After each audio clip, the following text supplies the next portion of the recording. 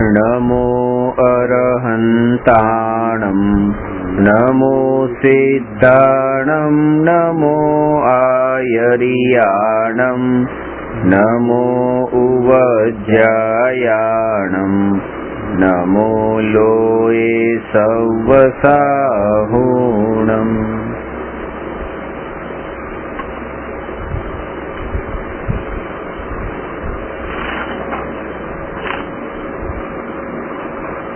प्रश्न नंबर 233 लोक અને સંસાર વચ્ચે તફાવત સમજાવો। 12 ભાવનામાં લોક ભાવના અને સંસાર ભાવના એ બે ભાવના મહત્વપૂર્ણ ભાવના છે। લોક ભાવના અને સંસાર ભાવના વચ્ચે અજ્ઞાની સૌથી મોટી ભૂલ એ કરે છે કે લોકને જ સંસાર માની લે છે અને એટલા માટે ક્યારેક ક્યારેક એની ભાષામાં પણ એવો પ્રયોગ થાય છે કે મારો સંસાર ક્યારે છૂટે, હું આ લોકથી ક્યારે છૂટું। પણ અહીંયા બે વસ્તુ, બંને ભાવના વચ્ચે અંતર બતાવે છે લોક અને સંસાર વચ્ચે। સંસાર એ આત્માની અશુદ્ધ પર્યાય છે અને લોક એ જગતના 6 દ્રવ્યમાં એક આકાશ દ્રવ્ય છે, એ આકાશ દ્રવ્યનો એક ભેદ છે। સંસારનો નાશ થઈ શકે છે પણ લોકનો નાશ થઈ શકતો નથી, કારણ કે સંસાર તો એ પર્યાય છે, આત્માની અશુદ્ધતા છે, જેટલી જલ્દી નષ્ટ થાય એટલું સારું, પણ લોકનો નાશ ક્યારેય થઈ શકતો નથી। લોક તો વસ્તુનું, વિશ્વનું સ્વરૂપ છે, એટલા માટે લોક અને સંસાર એ બે એક વસ્તુ નથી। આપણે સંસારથી છૂટવાનું છે, લોકથી નથી છૂટવાનું, કારણ કે લોકથી છૂટી શકાતું જ નથી। આત્મા સંસારથી છૂટી જાય તો પણ લોકના અગ્રભાગ પર, ઉર્ધ્વલોકમાં જઈને ત્યાં લોકના અગ્રભાગ પર ત્યાં સ્થિર થાય છે, પણ એ રહે છે તો લોકમાં જ, લોકની બહાર નથી જતો। એટલે અહીંયા લોક અને સંસાર વચ્ચેનું અંતર બતાવ્યું। બીજું સૌથી ખાસ સમજવાનું એ છે કે લોકનું જે સ્વરૂપ છે એ લોકના સ્વરૂપમાં ફેરફાર કરવાની જે વૃત્તિ છે એનું નામ સંસાર છે। આ સંસારની પરિભાષા છે। આ લોકનું સ્વરૂપ વ્યવસ્થિત છે પણ અજ્ઞાનીને એ અવ્યવસ્થિત લાગે છે અને એટલા માટે અજ્ઞાની એ વ્યવસ્થિત જગતને અવ્યવસ્થિત માનીને વ્યવસ્થિત કરવાની જે કોશિશ કરે છે, એવી જે એની વૃત્તિ, એ વૃત્તિનું નામ જ સંસાર છે। કારણ કે આવી આ જે વૃત્તિ છે એ સમયે નિરંતર ધારા પ્રવાહથી ચાલી જ રહી છે અને એને એમ કહેવાય છે કે અજ્ઞાનીનો સંસાર નિરંતર ચાલી રહ્યો છે।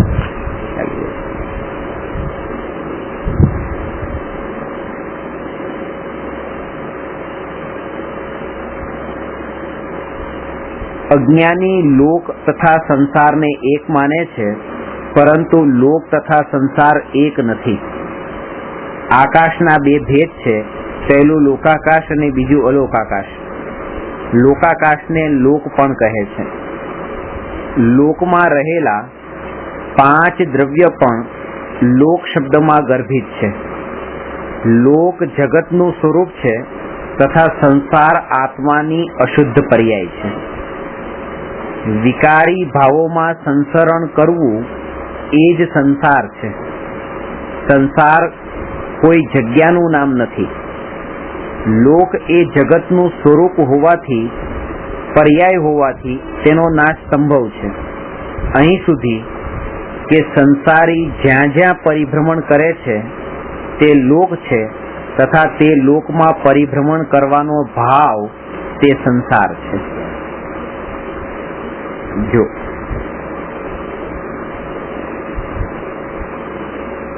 લોકમાં રહેલા જે 5 દ્રવ્ય છે, 5 દ્રવ્યને પણ અહીંયા સંસાર શબ્દના અંદર, લોક શબ્દના અંદર ગર્ભિત કીધા છે। લોક, લોક એટલે આખું જગત। અને 12 ભાવનામાં લોક ભાવના છે પણ અલોક ભાવના નથી।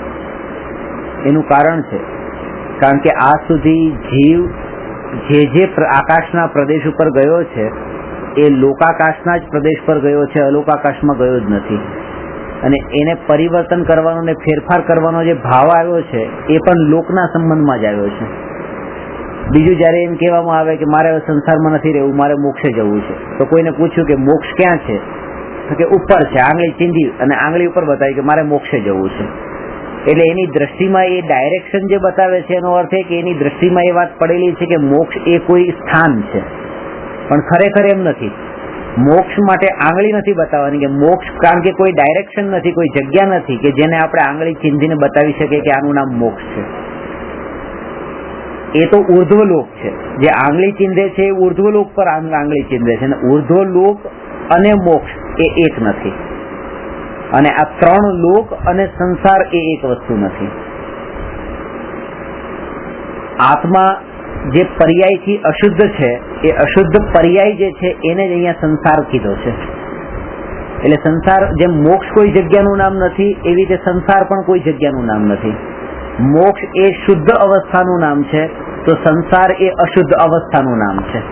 એ રીતે સંસાર ક્યાં છે, કે સંસાર અહીં ક્યાં છે એવો જે પ્રશ્ન છે એ પ્રશ્ન જ ખોટો છે. કારણ કે ક્યાં શબ્દ તો એના માટે વપરાય કે જે કોઈ જગ્યા હોય, કોઈ સ્થાન હોય.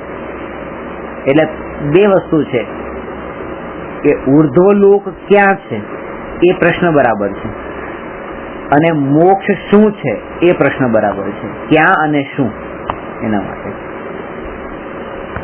એ અહીંયા સંસાર અને લોક વચ્ચેનું અંતર બતાવ્યું. 7 તત્વની આપણે વિસ્તારથી ચર્ચા કરેલી. 7 તત્વના સ્વરૂપમાં જીવ, અજીવ, આશ્રવ, બંધ, સંવર, નિર્જરા અને મોક્ષ.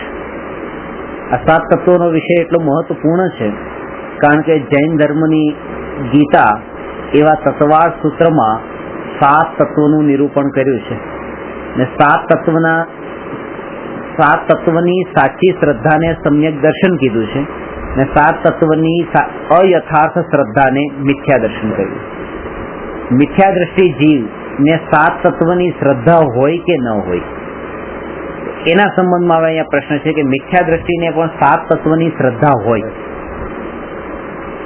શ્રદ્ધા વગરનો કોઈ જીવ નથી. કારણ કે જેવી રીતે નિગોદથી લઈને સિદ્ધ પરમાત્મા સુધી દરેક જીવમાં જ્ઞાન નામનો ગુણ છે. નિગોદનામાં પણ અક્ષરના અનંતમાં ભાગનું તો જ્ઞાન છે જ. એવી રીતે નિગોદથી લઈને સિદ્ધ સુધી દરેક જીવમાં શ્રદ્ધા નામનો પણ ગુણ છે. જાણવું જેમ આત્માનો સ્વભાવ છે, એવી રીતે માનવું એ પણ આત્માનો સ્વભાવ છે. એટલે દરેક જીવ કંઈક ને કંઈક માને છે. એટલે મિથ્યા દ્રષ્ટિ જીવ પણ એ કંઈક ને કંઈક તો માને છે. 7 તત્વના સંબંધમાં એની કંઈક ને કંઈક માન્યતા તો છે જ, એટલા માટે માન્યતા વગરનો જીવ નથી. એટલે ટોડરમલજીએ 2 શબ્દમાં આ શબ્દ પ્રયોગનો પ્રયોગ કર્યો. કયો? અયથાર્થ શ્રદ્ધા, એક આ પહેલો શબ્દ, અને બીજો છે યથાર્થ અશ્રદ્ધા. બેમાં કેટલું મોટું અંતર છે. અયથાર્થ શ્રદ્ધા અને યથાર્થ અશ્રદ્ધા. પણ યથાર્થ અશ્રદ્ધા શબ્દ નહીં વાપર્યો, કારણ કે એનો બતાવ્યું કે અશ્રદ્ધા નામની તો કોઈ વસ્તુ છે જ નહીં. દરેક જીવમાં શ્રદ્ધા તો હોય જ છે, એ યથાર્થ હોય અથવા અયથાર્થ હોય. એટલા માટે મિથ્યા દ્રષ્ટિને અયથાર્થ શ્રદ્ધા અને સમ્યક દ્રષ્ટિને યથાર્થ શ્રદ્ધા. અયથાર્થ શ્રદ્ધા જે છે એ મિથ્યા દ્રષ્ટિને 7 તત્વના સંબંધમાં કેવી છે એ પ્રશ્ન 234 છે. એ લઈએ.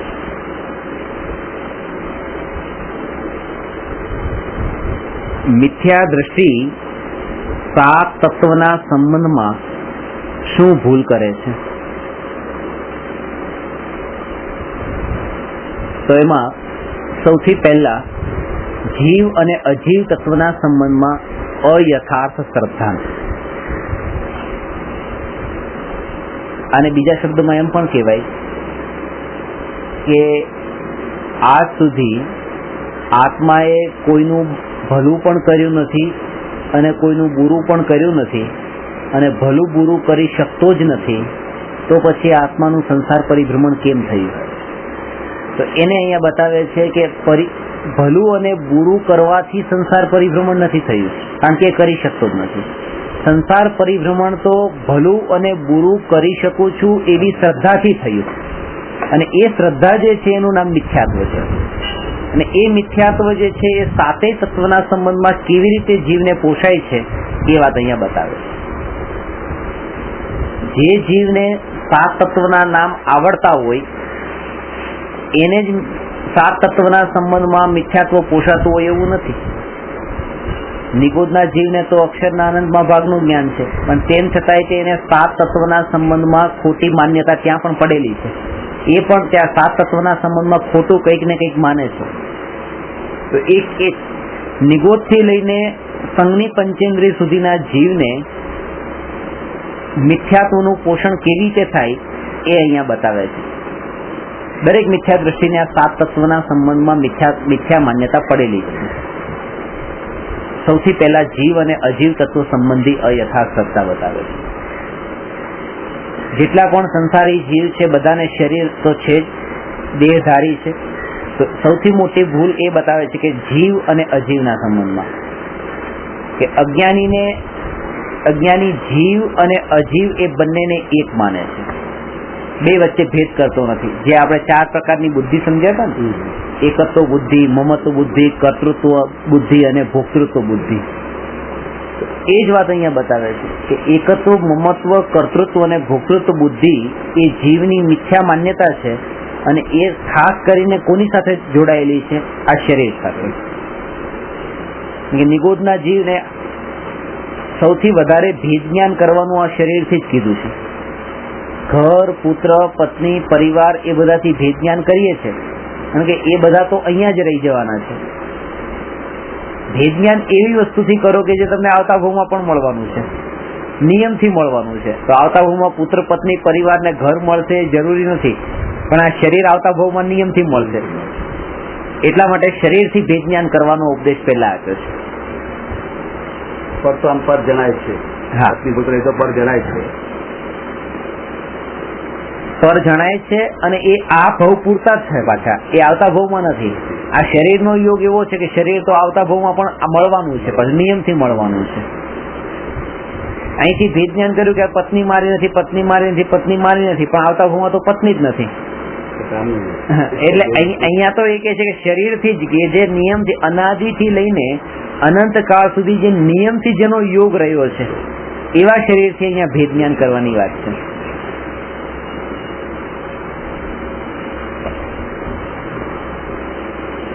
એમાં જીવ અને અજીવ તત્વ સંબંધી અયથાર્થ શ્રદ્ધામાં જીવ અરૂપી છે અને શરીર રૂપી છે. અજ્ઞાનીને રૂપી છે એ દેખાય છે અને અરૂપી દેખાતું નથી. જ્યારે એવી દશા આવે કે રૂપી શરીર અરૂપી થઈ જાય અને અરૂપી આત્મા રૂપી થઈ જાય, ક્યાં? દ્રષ્ટિમાં. એ સમયે સમ્યક દર્શન થયું એમ સમજવું. એટલે અત્યારે આ જે પૂતગલ જે રૂપી છે એ મને આંખની સામે આ પૂતગલ હોવા છતાં પણ એ શરીર મને દેખાય જ નહીં, મારી દ્રષ્ટિમાં જ ન આવે. અને આત્મા અરૂપી છે તેમ છતાં પણ એ દ્રષ્ટિમાં આવે, બિલકુલ ઓપોઝિટ થઈ જાય. એ સમય જ્ઞાનમાં આવું. હા, જ્ઞાનમાં. દ્રષ્ટિમાં આવવાનું મતલબ જ્ઞાનમાં આવવું. એ જ વસ્તુ તરફ એ જીવની દ્રષ્ટિ જવી. દ્રષ્ટિમાં આવવાનો અર્થ એ છે કે દ્રષ્ટિ એના તરફ જ જવી. જેમ કોઈ વ્યક્તિને આપણે જોઈએ તો એ વ્યક્તિને માનો કે એના દાગીના જોયા કે કોઈ વસ્તુ જોઈએ તો જેમ એ વ્યક્તિ તો આખી ઊભી છે ત્યાં, પણ એને એ દ્રષ્ટિ કોઈ એક જ વસ્તુ તરફ જાય છે જેની આપણને મહિમા છે. તો એવી રીતે કે અહીંયા બે વસ્તુ છે, શરીર અને આત્મા, પણ દ્રષ્ટિ શરીર પર ન જાય ને દ્રષ્ટિ આત્મા પર જ જાય. ત્યારે એ સમજવાનું કે જીવ અને અજીવ તત્વ સંબંધી ત્યાં ભેદ જ્ઞાન થયું. પણ અત્યારે અજ્ઞાની મિથ્યા દ્રષ્ટિને કેવું છે કે બંને એક સાથે છે, એક ક્ષેત્રાવગાહી છે, એટલા માટે એને ભેદ જ્ઞાન એનાથી થઈ શકતું નથી. એ પોતાને પણ અહીંયા શરીર રૂપે માને છે, એટલા માટે એ બીજાને પણ શરીર રૂપે માને છે. જે અહીંયા પોતાને આત્મા રૂપે માને છે એ બીજાને પણ આત્મા રૂપે માને છે. ટોડરમલજીએ મોક્ષમાર્ગ પ્રકાશકમાં સાત તત્વના સંબંધમાં વિપરીત શ્રદ્ધા જે છે એને ચોથા અધિકારમાં બતાવી છે. એ શું ભૂલ કરે છે એને આપણે હવે વિસ્તારથી સમજીએ. અનાદિકાળથી જીવ છે તે કર્મ નિમિત્ત વડે અનેક પર્યાય ધારણ કરે છે. ત્યાં પૂર્વ પર્યાયને છોડી નવીન પર્યાય ધારણ કરે છે. અહીંયા પર્યાય શબ્દનો અર્થ આજે જ્ઞાનની પર્યાય ને શ્રદ્ધાની પર્યાય ને ચારિત્ર ગુણની પર્યાય, એ ગુણ પર્યાયની વાત નથી. અહીંયા દ્રવ્ય પર્યાયની વાત છે. પર્યાય બે પ્રકારની હોય. આ વિષય થોડો નવો છે. એક દ્રવ્ય પર્યાય અને બીજી ગુણ પર્યાય. બે દ્રવ્યોની જે પર્યાય છે મળેલી, એનું નામ તો દ્રવ્ય પર્યાય છે. અને મોટા ભાગે આના સંબંધમાં એ ભૂલ થાય છે કે દ્રવ્ય કોને કહેવાય કે અનંત ગુણોનો પિંડ, એનું નામ દ્રવ્ય. હવે આત્મામાં જ્ઞાન ગુણ છે તો જ્ઞાન ગુણ, દર્શન ગુણ, શ્રદ્ધા ગુણ, ચારિત્ર ગુણ, તો આ એ બધા ગુણોની પર્યાય. કેમ કે જ્ઞાન ગુણની પર્યાય, મતિ જ્ઞાન, શ્રુત જ્ઞાન, અવધિ જ્ઞાન, મન પર્યાય જ્ઞાન, કેવળ જ્ઞાન, આ થઈ એ ગુણની પર્યાય, જ્ઞાન ગુણની પર્યાય. એવી રીતે સમ્યક દર્શન, મિથ્યા દર્શન, એ થઈ શ્રદ્ધા ગુણની પર્યાય. એ રીતે વિતરાગતા, રાગ દ્વેષ, આ થઈ ચારિત્ર ગુણની પર્યાય. તો કે એક એક ગુણની પર્યાય થઈ. પણ કે દ્રવ્યની પર્યાય કોને કેવી? કે આ બધા ગુણોનો પિંડ એવું જે દ્રવ્ય, એ બધી પર્યાયને ભેગી કરી દો તો કે દ્રવ્યની પર્યાય. પણ એવું નથી. દ્રવ્યની પર્યાયનો અર્થ એ છે કે અહીંયા આત્મા છે અને અહીંયા શરીર છે. અત્યારે આ આપણા નજરની સામે અત્યારે છે, આ બે દ્રવ્ય છે.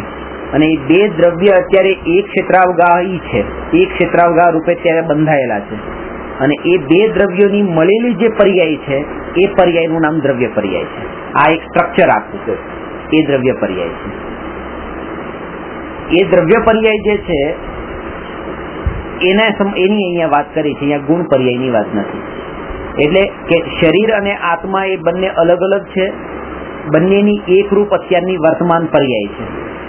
અત્યારે આપણે કોઈને જોઈએ છે તો કોઈના શરીરને જ જોઈએ છે, પણ ત્યાં શરીર ને આત્મા એ બંને એક સાથે છે. બે દ્રવ્ય છે એવું ત્યાં દ્રષ્ટિમાં નથી આવતું. અને એનું કારણ પણ એ છે કે જીવની દ્રષ્ટિ જેટલી સૂક્ષ્મ હોય એટલી એને સૂક્ષ્મ વસ્તુ સામે જણાય. વસ્તુ તો સામે સૂક્ષ્મ છે પણ જીવની દ્રષ્ટિ સૂક્ષ્મ નથી. હવે સમ્યક દ્રષ્ટિ જીવ છે એ સમ્યક દ્રષ્ટિની દ્રષ્ટિ સૂક્ષ્મ થઈ હોવાથી ત્યાં આત્મા અને શરીરે બંને જણાય છે. ભેદ જ્ઞાન રૂપે ત્યાં જણાય છે. એ રીતે સૌથી પહેલા તો એ કે નવીન પર્યાયને ધારણ કરે છે. ત્યાં તે પર્યાય એક તો આત્મા તથા અનંત પૂદગલ પરમાણુમય શરીર, એ બંનેના એક પિંડ બંધન રૂપ છે. અહીંયા હવે વધારે એનાથી સૂક્ષ્મ વાત કહે છે કે આ જે સ્ટ્રક્ચર દેખાય છે એ સ્ટ્રક્ચર જે છે એ કેટલા દ્રવ્યોનું મળેલું છે? તો કે બે, જીવ ને પૂદગલ. હવે એને વિસ્તારથી બતાવે છે કે આ તો અનંત દ્રવ્યોથી બનેલું આ સ્ટ્રક્ચર છે. તો એમાં અનંત દ્રવ્ય કેવી રીતે કીધા કે એક તો આત્મા અને અનંત પૂદગલ પરમાણુ આ શરીરના. એટલે એક વત્તા અનંત પૂદગલ પરમાણુ બરાબર અનંત. એટલે એવી રીતે અહીંયા અનંત દ્રવ્ય છે. અને એમાંથી મારો પોતાનો ભાગ કેટલો છે કે પોતાનો ભાગ એક, અને બાકી બધા ભાગ છે પારકા. અજ્ઞાની માને છે કે આ એક ભાગ પોતાનો હોવા છતાંય અજ્ઞાની આ બધા ભાગનો સ્વામી પોતાને માને છે. જે મેં તમને વાત કરી હોય શેર બજારના અંદર પોતાને એક શેર પોતાનો છે અને બાકી બધા શેર નથી, પણ આખી કંપનીનો માલિક પોતાને માનવો એ એવી ભૂલા છે. આત્મા અનંત પૂદગલ પરમાણુમય શરીર બંનેના એક પિંડ બંધન રૂપ છે. તેમાં આ જીવને આ હું છું એવી અહમ બુદ્ધિ થાય છે. અહીંયા અહમ બુદ્ધિનો અર્થ અહંકાર નહીં, માન કશાય નહીં. અહમ બુદ્ધિનો અર્થ હું પણ છું. જે શરીરના અંદર એ છે ત્યાં શરીરના અંદર સહજ એનું હું પણ છે કે આ હું છું. એક પળ માટે પણ એને એવો વિચાર નથી આવતો. જો વિચાર એનો શરૂ થાય તો વિચારથી ભેદ જ્ઞાન શરૂ થાય ને ભેદ જ્ઞાનથી અનુભૂતિ સુધી પહોંચે, પણ વિચાર પણ એને આવો નથી આવતો. એનું કારણ છે કારણ કે જે સમયે એ ભેદ જ્ઞાન કરીને વિચાર કરે છે ને કે આ શરીર મારું નથી, એ સમયે એ શરીર અને શરીરથી સંબંધિત જેટલા પદાર્થોમાં એની સુખ બુદ્ધિ પડેલી હોય છે એ બધું સુખ મળતું બંધ થઈ જાય છે. ત્યાં સુખ જે લાગતું હતું એ સુખ પછી નથી મળતું એને. અચ્છા, હવે ભેદ જ્ઞાનની પ્રોસેસ ચાલુ થઈ છે કે આ બધું મારું નથી. જયારે એમ માન્યું કે આ ઘર મારું નથી, ગાડી મારી નથી, પત્ની મારી નથી, તો મારું નથી એવો વિચાર પણ જયારે ચાલુ થયો, વિચાર ચાલુ થતા એનાથી મળતું સુખ એ સુખ પણ જતું રહ્યું. બીજી વસ્તુ કે હજી તો વિચાર ચાલુ થયો છે, અનુભૂતિ નથી થઈ, એટલે અતિન્દ્રિય આનંદ પ્રગટ થયો નથી અને અહીંનું સુખ હવે મળતું નથી. એટલા માટે હવે ગૂંચવડામાં મુકાઈ ગયો અને એટલા માટે થોડોક હજી આગળ જાય છે પણ એનું મન માનતું નથી. એને લાગે છે કે હું મારું પેલું સુખ પણ ગુમાવી બેઠો અને મારે અતિન્દ્રિય આનંદ તો આજે મળવો જોઈએ તો મળ્યો જ નથી હજી. એ પાછો ભૌતિક સુખમાં જતો રહે છે. આવી રીતે એ પુરુષાર્થ કરે છે, થોડો આગળ જાય છે પણ પાછો નીચે પડે છે. અને જે દ્રઢ પુરુષાર્થી છે કે ના ખરેખર એમાં સુખ નથી જેવો જે બોધ કરી ચુક્યા છે, જેને એમ કહેવાય કે ક્ષણિકનો બોધ કરી ચુક્યા છે, એ જ નિત્ય આત્મા સુધી પહોંચે છે. એટલે એ અહીંયા પેલા તો ભૂલ એ છે કે એ અહમ બુદ્ધિ થાય છે, વળી તે પોતે જીવ છે, તેનો સ્વભાવ જ્ઞાનાદિક છે અને વિભાવ ક્રોધાદિક છે. એ ભેદ જ્ઞાન પણ નથી. અહીંયા એ બતાવે છે કે શરીર અને આત્મા એ બે જુદા છે એવું ભેદ જ્ઞાન કરો, અને શરીર, આત્મા અને ક્રોધ એ જુદા છે એવું ભેદ જ્ઞાન કરો. ત્રણ વાત બતાવી: ક્રોધ, માન, માયા, લોભના ભાવ અને શરીર અને આ વચ્ચે આત્મા. પેલો આવે છે ને કે આત્મા જે છે એ ક્યાં રહે છે, તો કે આત્મા શરીરમાં રહે છે, અને આત્મા માં શું રહે છે કે ક્રોધ, માન, માયા, લોભના ભાવ રહે છે. આત્મા ક્રોધમાન માયા લોભમાં નથી રહેતો, આત્મા માં ક્રોધમાન માયા લોભ રહે છે, અને આત્મા જે છે એ શરીરમાં રહે છે. એટલે આ બે થી ભેદ જ્ઞાન કરાવ્યું છે. આત્મા જેમાં રહે છે તેનાથી પણ જુદો છે આત્મા, અને આત્મા માં જે રહે છે તેનાથી પણ આત્મા જુદો છે. આત્મા જેમાં રહે છે તેનાથી જુદો છે એનો અર્થ છે કે આત્મા સંયોગોથી જુદો છે, અને આત્મા માં જે રહે છે એનાથી આત્મા જુદો છે એનો અર્થ છે કે સંયોગી ભાવથી આત્મા જુદો છે. સંયોગ અને સંયોગી ભાવ એ બંને સાથે અજ્ઞાની તન્મય છે, અહમ બુદ્ધિ કરે છે, એ પહેલી એની જીવ અજીવ તત્વ સંબંધી ભૂલ છે.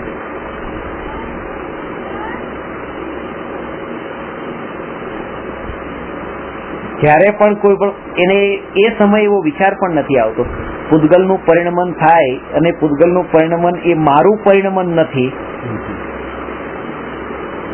એ સમયે એને સ્પર્શના થઈ જાય છે, કારણ કે એની સાથે એટલી તન્મયતા શરીર સાથેની પડેલી છે. એ શરીરમાં બીમારી આવે ત્યારે શું કરવું, તો કે બીમારી આવે ત્યારે શું કરવું, ત્યારે એનું ભેદ જ્ઞાન કેવી રીતે કરવું, ભેદ જ્ઞાન થઈ જ ન શકે. તમને તાવ આવ્યો ત્યારે તમારે ભેદ જ્ઞાન કેવી રીતે કરવું ન થઈ શકે. એ તો ત્યારે તમારે વિચારની શરૂઆત ત્યારે કરી દેવાની હતી જ્યારે તાવ નતો આવ્યો, ત્યારે જ તે ભેદ જ્ઞાન કરવાનું હતું કે ખરેખર આ શરીરથી હું જુદો છું. અને એ તો તમારી કસોટી હતી. હવે કસોટીમાં આપણે હવે કે ત્યારે આપણે વિચાર કરી કે હવે મારે શું કરવું, કે પરીક્ષા આવી ત્યારે આપણે એમ કહીએ કે હવે મારે શું કરવું, તો કે ત્યારે કઈ ન થઈ શકે. પરીક્ષા આવ્યા પહેલા જ ત્યારે તૈયારી કરવાની હતી, અને અભ્યાસ અત્યારે કરવાનો છે ભેદ જ્ઞાનનો, કે જે કઈ પણ શરીરની ક્રિયા થઈ રહી છે એ શરીરની ક્રિયા એ મારી ક્રિયા નથી.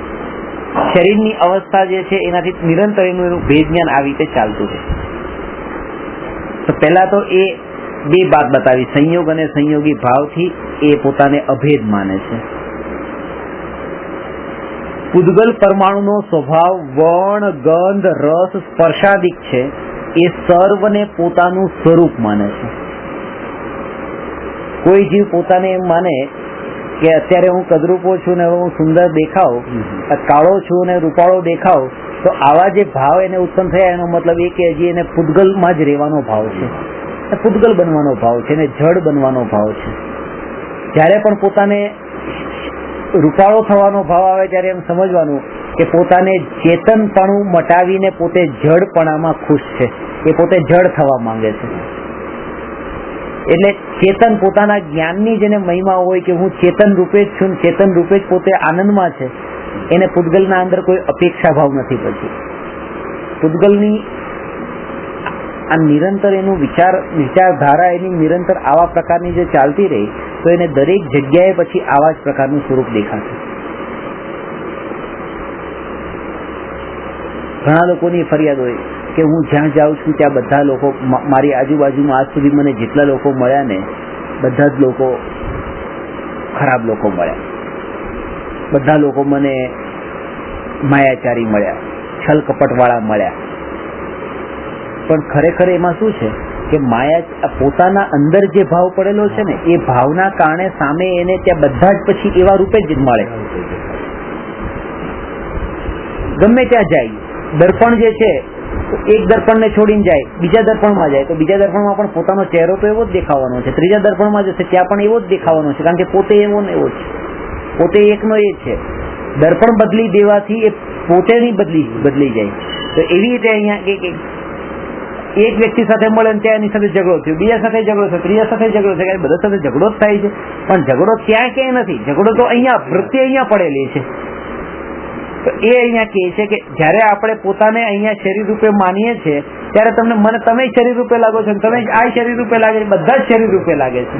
જયારે મને એમ લાગે છે કે હું આ કામ કરી રહ્યો છું ત્યારે મને એમ લાગે છે તમે આ કરી રહ્યા છો, આ પણ આ કરી રહ્યા છે, આ પણ આ કરી રહ્યા છે. પણ જયારે હું પોતાને માનું કે હું અકર્તા છું તો આ પણ અકર્તા છે, બીજો પણ અકર્તા છે. પરિવર્તન પોતાના અંદર જો આવે કે પોતાને જ અકર્તા રૂપે માને ને શરીરથી જુદો માને, ભાવોથી જુદો માને, તો આખા જગતમાં રહેલા બધા જીવ શરીર અને વિકાર સાથે રહેતા હોવા છતાં પણ એનાથી જુદા જણાશે. એકને જાણવાથી બધું, એકને જાણવાથી આ આખું જગત જે છે એ આખું જગત આ રીતે જણાઈ જાય છે.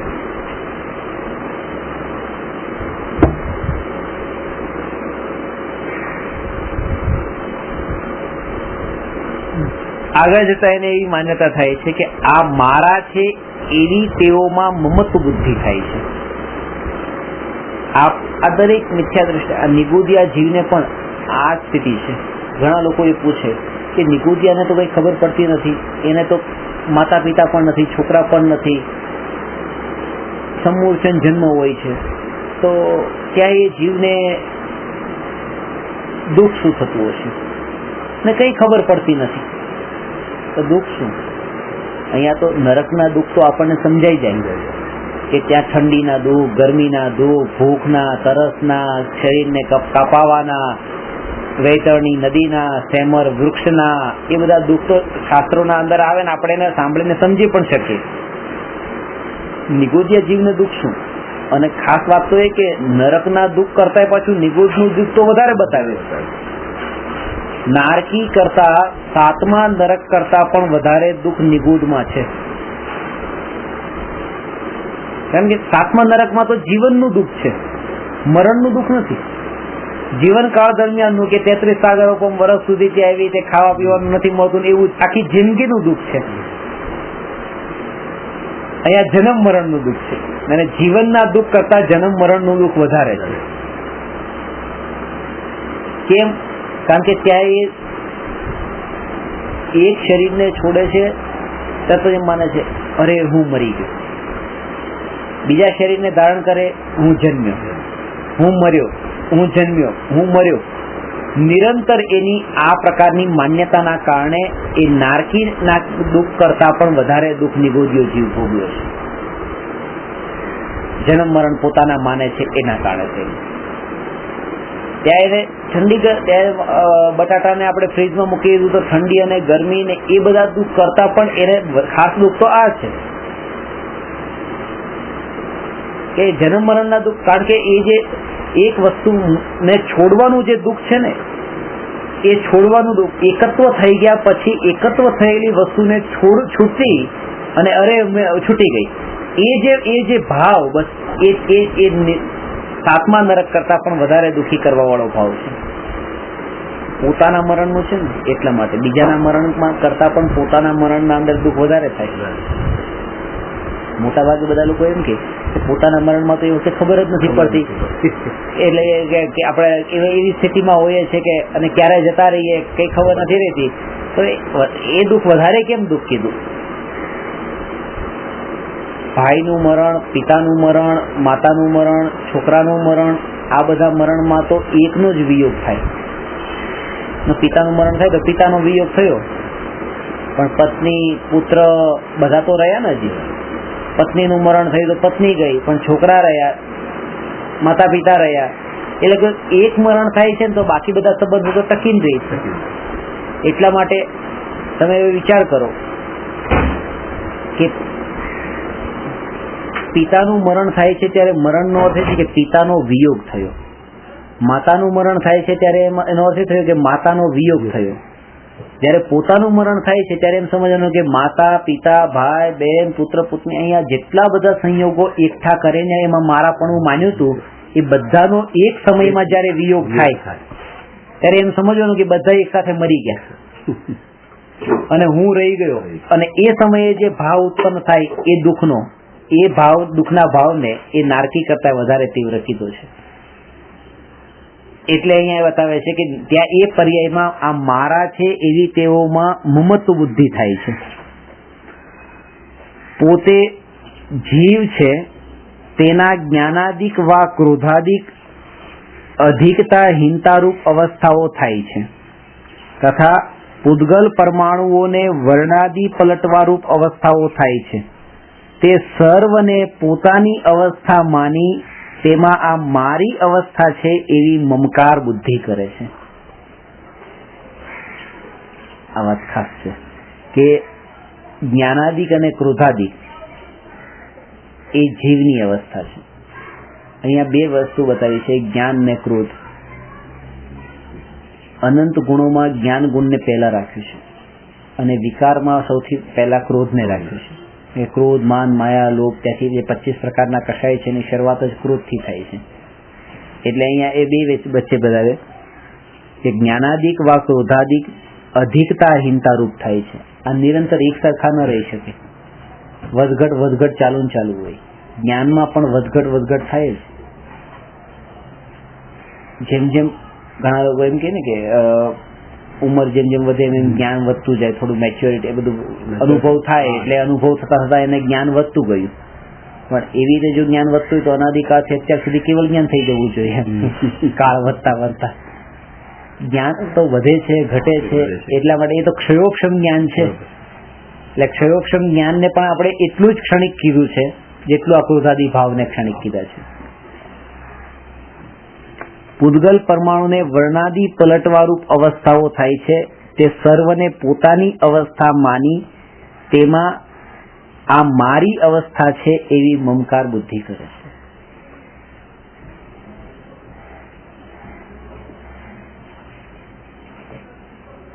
શરીરની અવસ્થાના અંદર જે પલટાવ આવે છે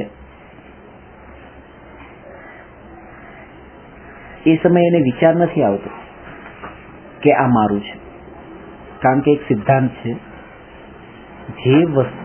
જેના સંબંધમાં જીવની પ્રતીતિ દ્રઢ થઈ હોય એના સંબંધમાં જીવને વિચાર ન આવે.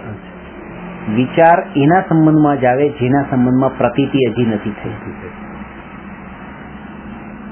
જ્યારે શ્રદ્ધા થઈ પછી ત્યાં વિચાર સ્ટોપ થઈ ગયો. છોકરા માટે છોકરી શોધવાની છે કે કરવું કે નહીં, કે જે વિચાર ચાલે છે એ વિચાર ચાલે છે, પણ જેવો અંદરમાં શ્રદ્ધા થઈ કે હા કરવું જ છે, લગ્ન થયા પછી વિચાર નથી, વિચાર સ્ટોપ થઈ ગયા ત્યાં. કારણ કે વિચાર તો શ્રદ્ધા સુધી પહોંચાડનારા હોય છે. અહીંયા તો શ્રદ્ધા ઓલરેડી થયેલી જ છે. કેવી કે આ હું છું, આ મારું છે, એવી શ્રદ્ધા દ્રઢ છે. એટલે ક્યારેય પણ એવો વિચાર નથી આવતો કે આ શરીર મારું છે, એવો વિચાર પણ નથી આવતો. એટલે કે છે કે ભેદ જ્ઞાન કર્યા પહેલા સ્વપરનું નિર્વિકલ્પ અનુભૂતિ થયા પહેલા સ્વપરનું ભેદ જ્ઞાન થાય છે. એ સ્વપરનું ભેદ જ્ઞાન એ વિચાર જ છે. જે 4 સ્ટેપ બતાવ્યા હતા ને, સાચા દેવશાસ્ત્ર ગુરુની પ્રતીતિ, 7 તત્વોની યથાર્થ પ્રતીતિ, સ્વપરનું ભેદ જ્ઞાન ને આત્માનો અનુભવ. તો એમાં જે ત્રીજું સ્ટેપ છે સ્વપરનું ભેદ જ્ઞાન, તો એ વિચાર જ છે. એ વિચારના બળ, વિચાર જ ધ્યાન સુધી લઈ જાય છે. એટલે કૃપાળુદેવે પણ આત્મસિદ્ધિમાં 2 વસ્તુ ઉપર જોર આપ્યું છે, વિચાર અને ધ્યાન.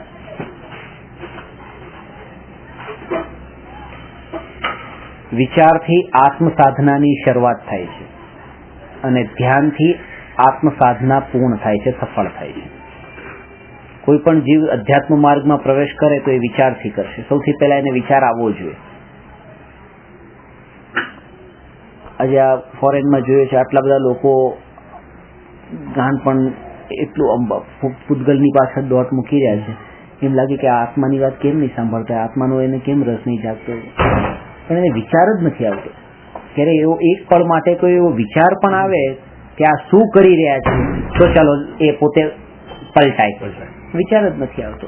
એ વિચાર કેમ નથી આવતો? કારણ કે એ વસ્તુના અંદર જ એટલા લીન ને તલ્લીન છે ને, એમાં જે સુખ એટલું એને લાગી રહ્યું છે, પછી એ સુખને છોડે શું કામે? એને અહેસાસ જ નથી થતો. એકમાંથી સુખ નહીં મળે તો પછી તરત જ એની દ્રષ્ટિ જે છે ને એના તરફ જ હશે, પણ માર્ગ એ જ હશે, પૂતગલનો જ માર્ગ હશે. કે માનો 1 થી સુખ નહીં મળ્યું તો 2 થી મળશે, 2 થી નહીં મળ્યું તો 3 થી મળશે, 3 થી નહીં મળ્યું 4 થી મળશે, પણ મળશે મને આ જ રસ્તે મળશે એમ માનીને એ દોટ મૂકે છે. ક્વોલિટી એની સેમ જ રહી, પૂતગલ વાળી ક્વોલિટી રહી. અહીંયા જે છે શું છે કે જયારે અનુભવ થયો પૂતગલનો, ત્યારે એકના અનુભવથી તે આખા જગતને એ રીતે અનુભવી લે છે અને પછી તરત ક્વોલિટી બદલાઈ જાય છે, ક્વોલિટી આત્માની આવી જાય છે. વળી જીવને અને શરીરને નિમિત્ત નૈમિતિક સંબંધ છે. આના કારણે પણ એને એ માન્યતા વધારે સ્ટ્રોંગ થાય છે કે ખરેખર આ 2 દ્રવ્ય સ્વતંત્ર કેવી રીતે હોય. એને એક જ લાગે છે અજ્ઞાનીને, આના કારણે, નિમિત્ત નૈમિતિક સંબંધના કારણે. કે જયારે આ વસ્તુને મેં કે આ ઉંચકી, તરત જ એમ લાગ્યું, આત્માને એમ લાગ્યું મેં ઉંચકી, અને ત્યાં હું તો નિમિત્ત છું એવું નહીં લાગ્યું. કારણ કે નિમિત્ત અને નૈમિતિક સંબંધ વચ્ચેનું ભેદ જ્ઞાન નથી. એટલે આ દ્રવ્યની સ્વતંત્રતા, એક એક પરમાણુ સ્વતંત્ર છે, આ વાત સામાન્ય લોકોની સમજમાં નથી આવતી. આ મળદું છે પોતાની યોગ્યતાથી, ક્રિયાઓથી, શક્તિથી, પોતાના ગતિ પર્યાયની, તે સમયની યોગ્યતાથી ઘરથી સ્મશાન સુધી જાય છે. આ સ્વતંત્રતા જો ખબર પડે તો પછી એનો આરોપ કોઈ બીજા ઉપર મૂકવાનું બંધ કરી કે આના કારણે આમ થયું ને આના કારણે આમ થયું. વાત જ એ વસ્તુ જ પોતે પોતાની યોગ્યતા અનુસાર જ એ યોગ્યતા એની પાકી છે. ને જ્ઞાની આ રીતે જ સમાધાન કરતા હોય. કોઈ પણ વસ્તુને માટે આ રીતે જ વિચાર કરતા કે બસ એનો આ વસ્તુ ત્યાં તૂટી ગઈ, એનો કાળ પાકી ગયો, એનો કાળ ભવી થયો, એનો કાળ પાક્યો, તો યોગ્યતા એની પાકી ગઈ એટલે બરાબર થયું છે. આ રીતે થવાનું, એ રીતે આ કાર્ય આવી રીતે થવાનું હતું, આપણે ચિંતા ના હોય. અને એમાં હવે મારે મારા વિકલ્પને જોડવાની જરૂર નથી, એને છૂટા છોડવાના છે. કારણ કે એ વસ્તુનો એનો કાળ છે. એવી રીતે કોઈ વ્યક્તિ આપણને જીવનમાં મળે ને પછી આપણને છોડીને જતા રહે તો આપણને લગે રે યાર જો તો ખરાબ મને છોડીને જતા રહે, એ ખરાબ છે જ નહીં. આજે ફિલ્મ જે ચાલી રહી છે, ફિલ્મના અંદર એનો રોલ આટલા સુધીનો જ હતો, હવે આગળ એનો રોલ નથી, હવે બીજાનો રોલ ચાલુ થયો છે. હવે એનો રોલ જયારે એટલે સુધી હતો, તમે હવે પછી આગળ પણ એ વ્યક્તિનો રોલ હજી હું આગળ ચલાવું એ વિકલ્પ તમે શા માટે કરો છો? સમાધાન એ રીતે કરવાનું છે કે બસ એનો રોલ અહીંયા પૂરો થયો છે. અલ્ટિમેટલી તો જોઈએ શાંતિ જોઈએ છે, અને શાંતિ આ વિચાર કરવાથી જો આટલી શાંતિ મળે છે, ખાલી વિચાર માત્રથી શાંતિ મળે છે, અને આ શાંતિ પછી આકુળતા વિનાની શાંતિ છે. બધા વિકલ્પ જ બંધ થઈ ગયા કે મારે આને યોગ્યતા એટલી જ હતી, તો બધા હવે આગળ વિચાર પણ શું કરવા, આ સંદર્ભમાં શું કરવા? અને એ તો વસ્તુ સ્વરૂપ છે કે વસ્તુ સ્વરૂપના અંદર હું હવે એની સાથે હું મળી જાઉં, એમાં જ શાંતિ ને એમાં જ સુખ છે. વસ્તુ સ્વરૂપથી વિપરીત હું ન ચાલુ. એ વસ્તુનો સ્વભાવ છે, પરિણમવું વસ્તુનો સ્વભાવ છે, પલટવું વસ્તુનો સ્વભાવ છે, અને નવા નવા રૂપે પલટવું એવો વસ્તુનો સ્વભાવ છે. નવી નવી પર્યાય રૂપે દરેક સમયે પલટવું વસ્તુનો સ્વભાવ છે. વાળ કાળામાંથી સફેદ કેમ આવી ગયા, કાળા થોડા વર્ષો રહ્યા હોત તો સારું હતું, પણ એ તો એનો સ્વભાવ જ છે ને.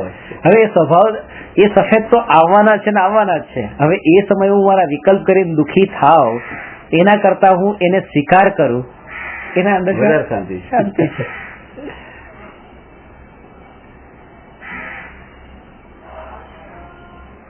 દુઃખ જગતના અંદર કોઈ પણ ઘટના ન ઘટી કે વહેલી મોડી ઘટી એના કારણે છે જ નહીં. દુઃખનું કારણ પોતાનામાં પડેલો કર્તૃત્વ ભાવ છે. મારે ફેરફાર કરવાનું કંઈ નથી, એ બધું બરાબર છે. એવી જયારે સહજ યોગ્યતા પાકે છે ત્યારે પોતાને એના અંદર કોઈ ફેરફાર કરવાનો ભાવ રહેતો નથી. કર્તૃત્વ બુદ્ધિ ટળે છે.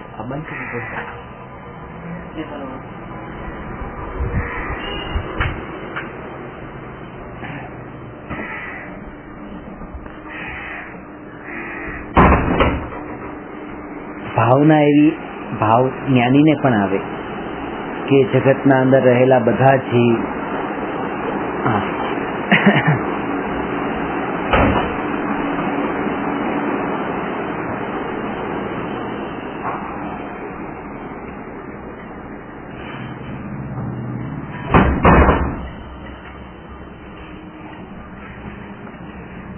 જગતમાં રહેલા બધા જીવ આત્માને પામે, અતિન્દ્રિય સુખ પામે એવી ભાવના જ્ઞાનીને પણ હોય, પણ પરિવર્તન કરવાની કર્તૃત્વ બુદ્ધિ ન હોય, એનો પણ સહજ સ્વીકાર હોય. આજે હું તમને કહું કે તમે આત્માનું કલ્યાણ કરો અને તમે આત્માનું કલ્યાણ કરી પણ લો, ત્યાં પણ જ્ઞાની એ જ વાત અંદરમાં દ્રઢ કે આ જીવનો પણ કાળ પાક્યો, એટલે આ કાળ પાક્યો એટલે મારું કર્તૃત્વ કઈ નહીં, અને કોઈ જીવે ન કર્યું તો એનો એ રીતે કાળ પાકેલો છે, ભવિતવ્યતા છે, એ પ્રકારની છે. અધિકાર જમાવવાની કોશિશ ન કરવું. અત્યારે જીવની વૃત્તિ, મિથ્યા દ્રષ્ટિની વૃત્તિ અધિકાર જમાવવા ઉપર છે કે હું અધિકાર જમાવી લઉં, તમારે આમ જ કરવાનું છે, તમે આમ કરો, તમારે આમ કરવાનું, તમે આમ કરો. અધિકાર કોઈના ઉપર નથી જમાવવાનો. આ વસ્તુ સ્વરૂપ આમ છે. આવા પ્રકારની મારી માન્યતા છે, આવા પ્રકારથી હું સમજ્યો છું. તમે આ રીતે વિચાર કરી જો, જો તમને આમાં શાંતિ લાગે તો તમે આ રીતે કરો. તમને લાગવું જોઈએ તો તમે કરો. હું કહું છું એટલે તમે કરો એમ નહીં. તમે પોતે વિચારી છો. કૃપાળુએ કીધું છે જુઓ વિચારી ધર્મ. તમે પોતે વિચાર કરી જો અને વિચારો કે વસ્તુનો સ્વભાવ, વસ્તુનો ધર્મ, વસ્તુનો સ્વભાવ એવો છે કે નહીં, વસ્તુ પોતાના સ્વભાવ રૂપે પરિણમી રહી છે કે નહીં. અત્યારે તમે કોઈ શરીરનું ધ્યાન રાખતા નથી, દવા લેતા નથી, કંઈ નથી, તો પણ શરીર બીમાર પડતું નથી. અને ઘટપણ આવે છે, રોજની 20-20 ગોળી, 30-30 ગોળીઓ રોજની લેવી પડે, અને તોય તે દિવસે દિવસે તો શરીર ખરાબ થાય છે, બીમાર પડે છે. એક સમય એવો હતો દવા લેતા નતા અને તોય બીમાર પડતું નતું. અત્યારે દવા લઈ લઈને પણ વધારે બીમાર પડતું જાય છે. કેમ? ત્યાં વિચાર મૂક્યો, પોતાનો વિચાર છોડ્યો. જ્યારે જીવે વિચાર કરે છે ને ત્યારે તરત જ પછી એના ફેરફાર કરવાના ભાવથી છૂટી જાય છે. ત્યારે એને અહેસાસ થતો જાય છે. જેમ જેમ જીવને અહેસાસ થતો જાય એમ એ જીવ પછી પાછો આવતો જાય. અહેસાસ થવો જોઈએ, અંદરમાં એને વાત સ્પર્શવી જોઈએ કે ખરેખર જો આનું કર્તૃત્વ, આ કર્તૃત્વ મારા હાથમાં નથી, એનું કરવાપણું મારા હાથમાં નથી, એની યોગ્યતા અનુસાર જ થયું છે. શ્રદ્ધા થઈ ગઈ, એ જેની શ્રદ્ધા થઈ. હવે આવો વારંવાર વિચાર કરે. પ્રાથમિક ભૂમિકામાં તો નિરંતર એને આવા પ્રકારનો વિચાર હોય, અને જેમ જેમ એનો વિચાર થતો જાય એમ એમ જગતના ભૌતિક સુખના પદાર્થોથી એ ઉદાસીન થતો જાય. અંતરની ઉદાસીનતા હોય. અંતરની ઉદાસીનતા પ્રગટ થઈ એટલે કે અંતરમાં આવે અને જગતના કોઈ પણ પદાર્થની હવે એને મહિમા નહીં આવે. ઓહ આ કેવું, એવું એને મહિમા નહીં આવે. તેની દ્રષ્ટિ આત્મતત્વ પર જ છે.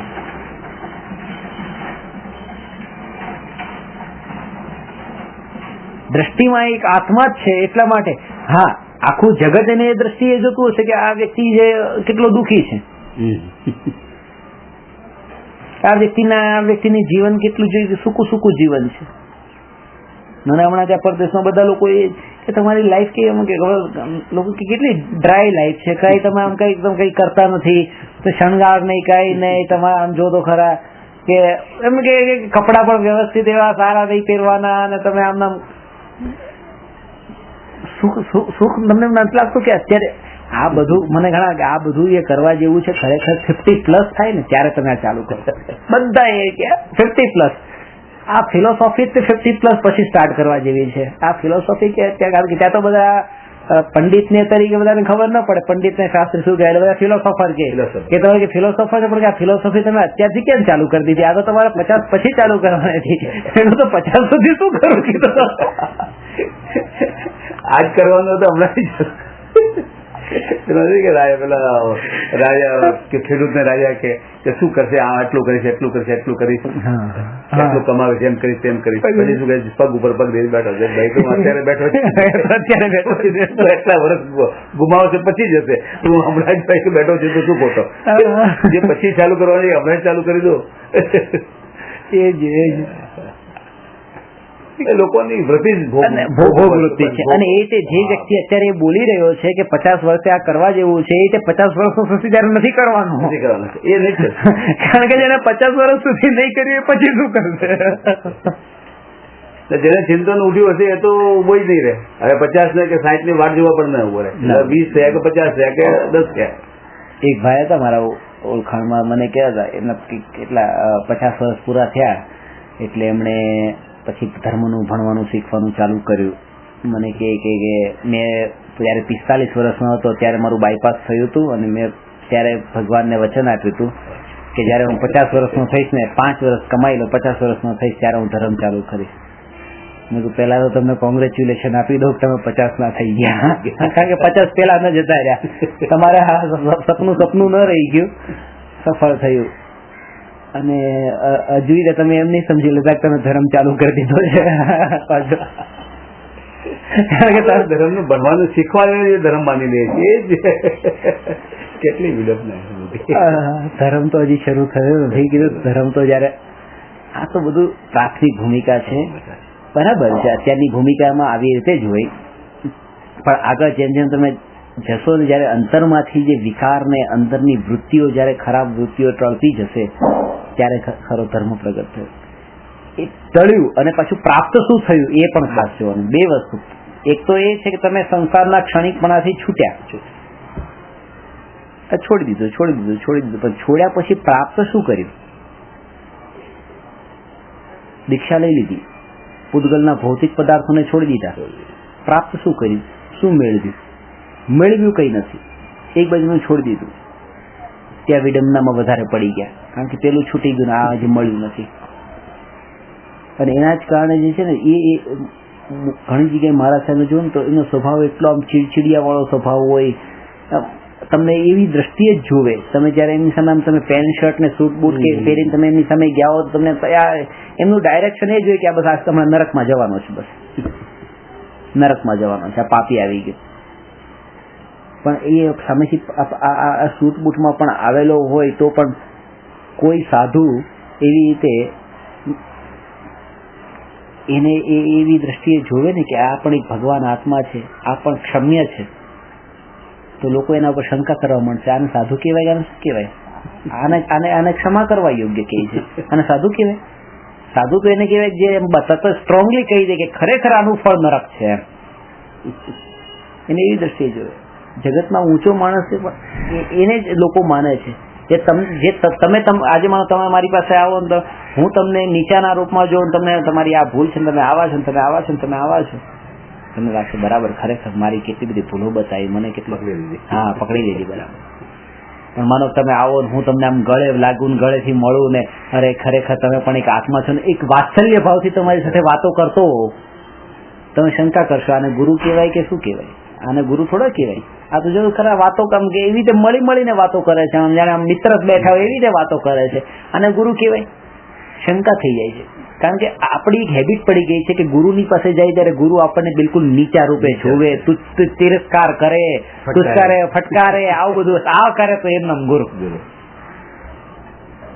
ગુરુ એટલે જે મને ભગવાન આત્મા તરીકે દેખે, મારામાં પણ મને એ જ આસન પર બેસાડે, જે આસન પર પણ પોતે બેઠા હોય, એવું મને જયારે મારી સામે મને ગુરુ બતાવે, એ ગુરુ સાચો છે, જે થોડો પણ ભેદ ન કરે.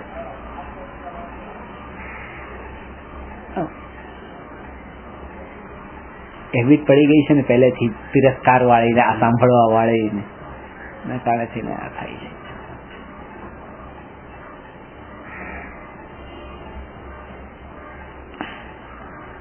એટલે એક બાજુ ક્ષણિક સુખને છોડી દીધું છે,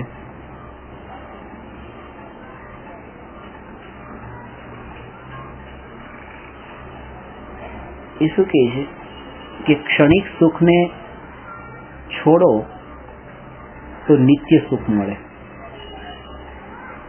ક્ષણિક સુખને છોડવાથી નિત્ય સુખ ન મળે. ક્ષણિક સુખને છોડવાથી ક્ષણિક સુખ જ મળે. અહીંયા ભોગ વિલાસ ને બધું છે, આ ક્ષણિક છે, આ છોડી દીધું તો કઈ મોક્ષ નહીં મળી જાય, સ્વર્ગ મળશે, અને એ સુખ પણ ક્ષણિક છે. ક્ષણિક સુખને છોડવાથી ક્ષણિક સુખ જ મળે છે, નિત્ય સુખ નથી મળતું. નિત્ય આત્માનો અનુભવ કરવાથી નિત્ય સુખ મળે છે.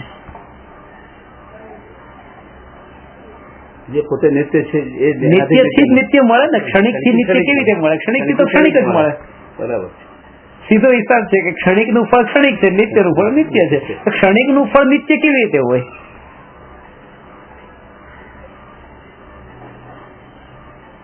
જે વસ્તુ જે નિત્ય જે છે, નિત્ય જેમાંથી હું સુખ, નિત્ય સુખ લેવા માંગુ છું, અનંત કાળ સુધી સુખ લેવા માંગુ છું, હવે એ વસ્તુ તો પછી નિત્ય હોવી જોઈએ ને. મેં આમાંથી સુખ લીધું, અત્યારે સુખ લઈ લીધું, બીજી વખતે સુખ લીધું, ત્રીજા સમયે સુખ લીધું, પણ જેમાંથી હું સુખ લઉં છું એ પાછું ટકીને રહેવા વાળું છે કે નહીં? અને જો એ જ ટકીને રહેવા વાળું ન હોય ને, એ પોતે નષ્ટ થવાનું હોય, પછી મારું સુખ પણ અનંતકાળ સુધી કેવી રીતે ટકે? હવે મીઠાઈ છે, મીઠાઈનો એક ટુકડો લીધો, 2 ટુકડો, મીઠાઈ ખલાસ થઈ ગઈ તો એ પોતે જ ક્ષણિક હતું, તો પછી એના બદલામાં મળવા વાળું જે સુખ છે, સુખ પણ પછી નીચે કેવી રીતે હોય? એ ક્ષણિક જ હોય. એટલા માટે એ છે કે આત્મા ત્રિકાળી આત્મા છે, એ નિત્ય છે, અને એ ત્રિકાળી આત્મામાંથી પ્રગટ થવા વાળું જે સુખ છે એ સુખ નિત્ય છે, કારણ કે જેમાંથી લીધું છે સુખ એ નિત્ય છે, એ પોતે નિત્ય છે.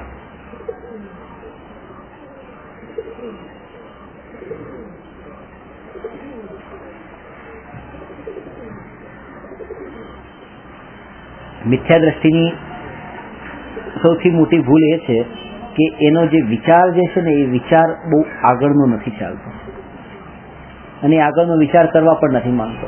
એનો વિચાર આ પર્યાય પૂરતો જે વિચાર કરે છે. જેટલી પણ તૈયારી કરે છે, જેટલી પણ પ્રિકોશન કરે છે, જેટલા પણ બધા આ ભાવ પૂરતા છે. એની આગળ, કારણ કે પોતાને શરીર રૂપે માન્યો છે, એટલે શરીર રૂપે માન્યો એટલે શરીરથી જે તૈયારી કરશે, એની તૈયારી એવા પ્રકારની જશે. અત્યારે એ તૈયારી કરશે કે ભવિષ્યમાં મને અત્યારે હું થોડા પૈસા કમાઈ લઉં, કાલે બીમારી આવે તો બીમારીથી બહાર નીકળવા માટે આ પૈસા હશે તો મને કામમાં આવશે. તો એ વિચાર એને કર્યો, અને આવા પ્રકારની એની વિચારધારા ચાલુ છે, અને એના કારણે તેની કમાણી પણ એ કરતો જ હોય છે દિવસ રાત. આ બાજુ શું છે જ્ઞાની, કે જેમ ક્યાંય બીમારીથી ડરે છે, બીમારીથી બહાર નીકળવા માટે, તો જ્ઞાની વિચાર કરે, સાંજે મને કોઈ મળી જાય, અને સાંજે ભાઈ મને મળે ને મને ગુસ્સો આવી જાય, કાલે મને કોઈ વ્યક્તિ મળે ને મને ગુસ્સો આવી જાય. એક ગુસ્સો આવી જાય એટલો એનો અર્થ શું કે બીમારી આવી જાય. ગુસ્સો પણ એક બીમારી છે. ક્રોધ, માન, માયાલોભ એ વિકાર છે, આત્માની બીમારી છે. એ બીમારીમાંથી પછી બહાર નીકળવું કેવી રીતે? તો જેટલો ફટાફટ બહાર નીકળી જાવ એટલું સારું. તો એ બહાર નીકળવા માટે મારી પાસે પૈસા હોવા જોઈએ. તો એ પૈસા એ શું કે જ્ઞાન એ ધન છે. જેમ ભવિષ્યની શરીરની બીમારી દૂર કરવા માટે અત્યારે કમાણી કરી લઈએ, એવી રીતે ક્રોધમાન માયેલો ભવિષ્યમાં જે આવવા વાળા હોય એને દૂર કરવા માટે આ જ્ઞાનને પ્રાપ્ત કરી લો. તો જેથી કરીને, પણ એને એ દ્રષ્ટિમાં આ વાત નથી આવતી. પેલી વાત કેમ આવે છે? કારણ કે ત્યાં એનો આખો પક્ષ જ ઉભો છે, શરીર વાળો પક્ષ છે, અહીંયા જ્ઞાનીને આત્માનો પક્ષ છે. પોતાને શરીર રૂપે માને છે એટલે એના વિચારધારા પણ શરીરની જ ચાલશે. જ્ઞાની પોતાને આત્મા માને છે એટલે જ્ઞાનીની વિચારધારા આત્મા રૂપે ચાલે છે.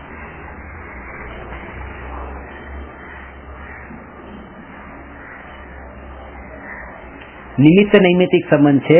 તેથી જે ક્રિયા થાય છે તેને પોતાની માને છે. પોતાનો સ્વભાવ દર્શન જ્ઞાન છે. તેની પ્રવૃત્તિને નિમિત્ત માત્ર શરીરના અંગરૂપ સ્પર્શનાદિક દ્રવ્ય ઇન્દ્રિયો છે.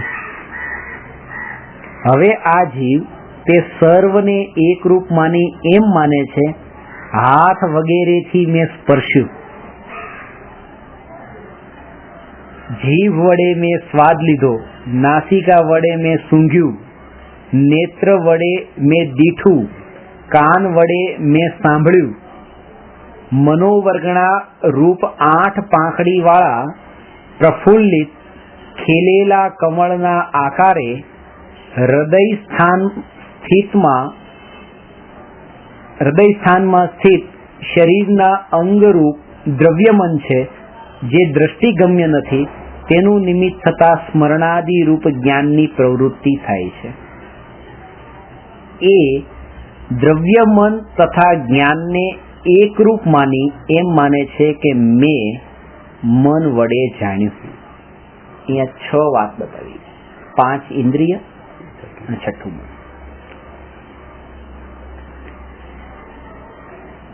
કૃપાળુદેવે આત્મસિદ્ધિ શાસ્ત્રમાં કીધું કે 6 ઇન્દ્રિય, પ્રત્યેક ઇન્દ્રિયને નિજ નિજ વિષયનું જ્ઞાન થાય છે.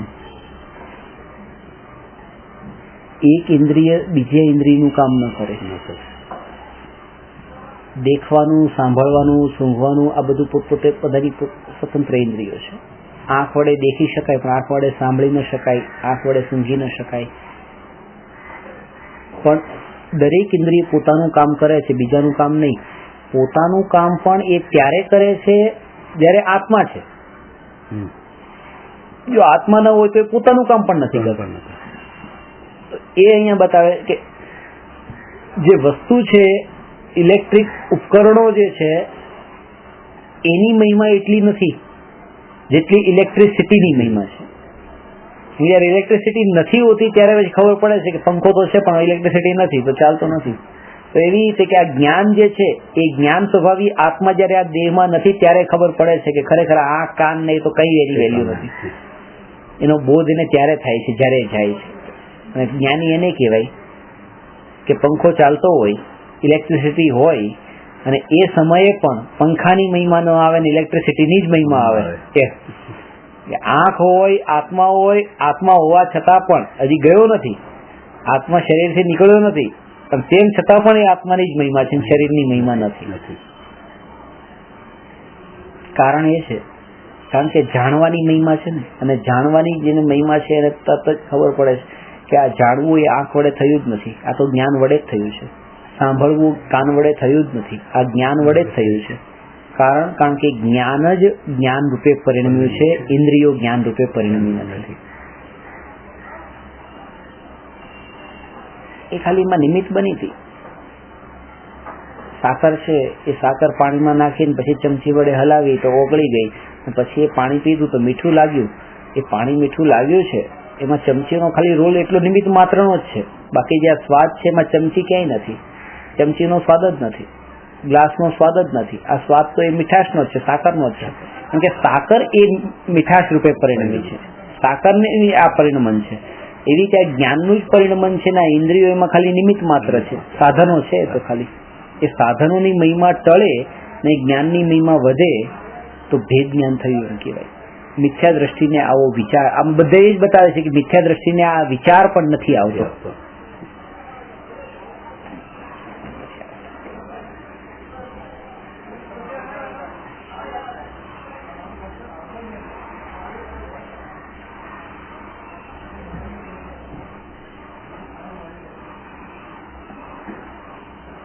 વળી પોતાને જ્યારે બોલવાની ઈચ્છા થાય ત્યારે પોતાના પ્રદેશોને જેમ બોલવાનું બને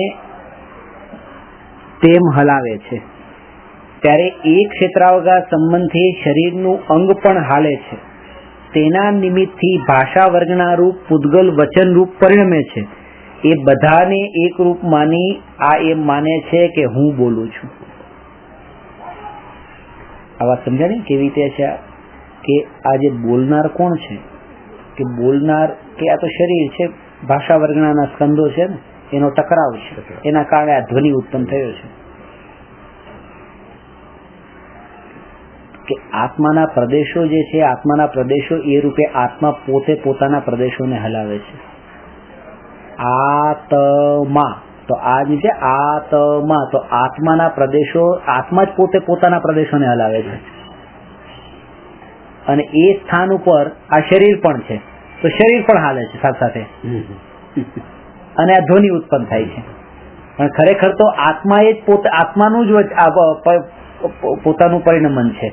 આ જે શબ્દરૂપ પરિણમન થયું એના પહેલા જે આ ભાવ આવ્યો કે હું આત્મા એમ બોલું, તો આત્મા બોલીને જે આત્મા પોતે તે એ શબ્દરૂપ એ રીતે એના પ્રદેશોનું એ રીતે પરિણમન થયું, પ્રદેશો એવી રીતે હલ્યા.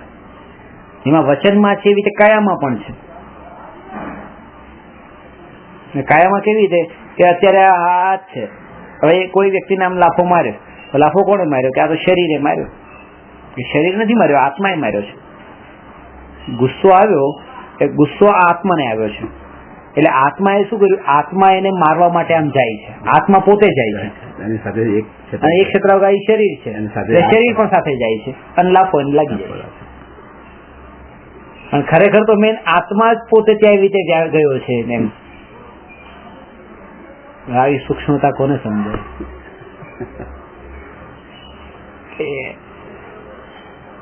નિમિત્ત નૈમિત્તિક સંબંધના કારણે શરીરને તો કોઈ ક્રોધ નથી, શરીરને કોઈ ભાવ નથી, શરીરને કોઈ ઈચ્છા નથી. આત્મા વગરનું શરીર ક્યાં ઈચ્છા છે? કશું નથી, કશું નથી, પડ્યો જ છે. જે આત્મા છે તો બધા ભાવ છે, બધું છે. જ્યાં ભાવ છે ત્યાં જ આત્માના પ્રદેશોનું એ રીતે પરિણમન થાય છે, અને ત્યાં શરીર તો સહજ સાથે એવી રીતે જ થતું હોય છે.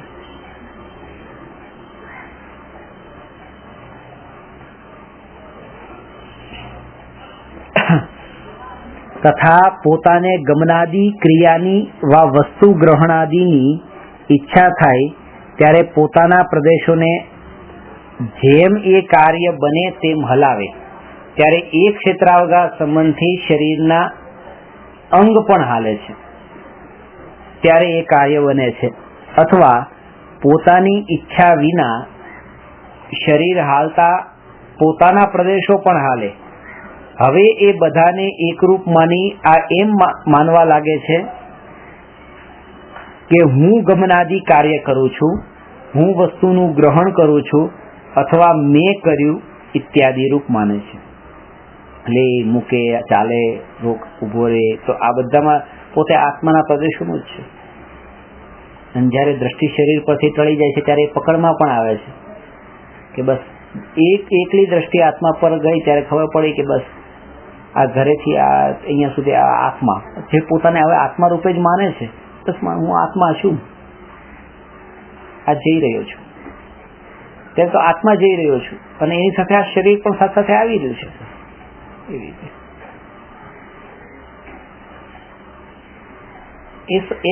એને લઈ જવાનો ત્યાં ભાવ પણ નથી, લઈ જવાનો એને વિકલ્પ પણ નથી, તો સહજ આવે છે ને એનો વિકલ્પ પણ ઉઠતો નથી.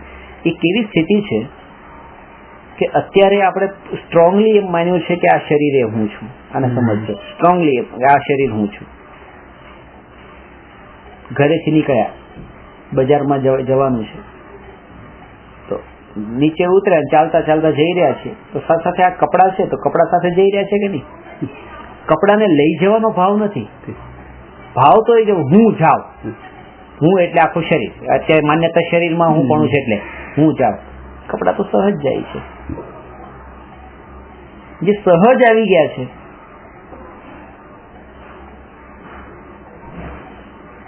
એના ઉપર અજ્ઞાનીની દ્રષ્ટિ જાય છે. જો એ તો એ લાવ્યા જ નથી, એ તો સહજ આવ્યા છે એની સાથે. એવી રીતે લેવાનું છે આત્માનું, કે આત્મા જયારે એક જગ્યાએ બીજી જગ્યાએ જાય છે ત્યારે સહજ જાય છે.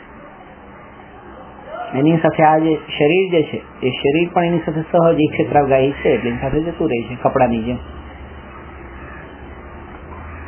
શરીર કપડાને ખેંચી તાણીને લઈ જતું નથી, તો એની એવી યોગ્યતા હોય એવી રીતે જાય છે.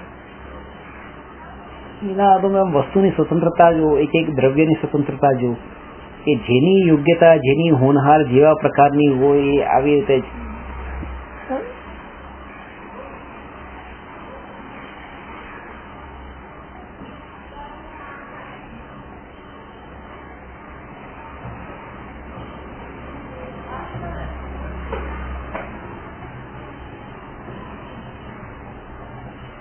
લંડન થી 2 જબ્બા લીધા, બંને અહીંયા લાવવા માટે. બાય મિસ્ટેક એક ચેમ્પિયર રહી ગયું, એક બેગમાં આવી ગયું. અહીંયા આવીને જોયું, એક આવ્યું. अब વિચાર આવ્યો, આ પરમાણુ, આની તો યોગ્યતા આવી હોય કે અહીંયા આવવાનું છે, પેલાની યોગ્યતા તો ત્યાં જ રહેવાની હોય. આવે કેવી રીતે? કેવી રીતે આવે? પણ વિકલ્પ ગમે એટલા કરી લો. અને મારા વિકલ્પ થી આવતા તો પછી એ કેમ નહીં આવડે? બે સાથે સાથે રાખેલા, પણ તો એક આમ રહી ગયું ને એક આવી ગયું ના, લાવે તો લાવવા માટે, લાવ્યા તો લાવવા માટે પાછા. એટલે જે જે વસ્તુ આપણે જોઈએ ને કે પરમાણુ બધાની કેવી કેવી યોગ્યતા હોય, ક્યાંના પરમાણુ ક્યાં પહોંચે છે, ક્યાંથી ક્યાં આવે છે, બધું આ બધાની હોનહાર આવી પાકી છે. હોનહાર અનુસાર જ પરિણમન છે.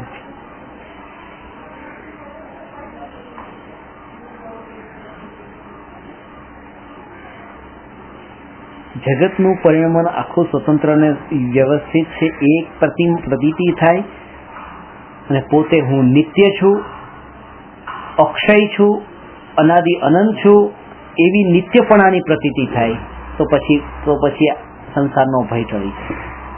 કે પોતે હું નિત્ય છું, નિત્ય છું, નિત્ય છું, નિત્ય છું, એવી રીતે જયારે પોતાના નિત્યતા ઉપરનો વિચાર કરે છે, ત્યારે પછી આ ક્ષણિક વસ્તુની મહિમા એને રહેતી નથી. પછી એ મહિમા એની ટળતી જાય છે, એનું કોઈ મૂલ્ય એને નથી રહેતું.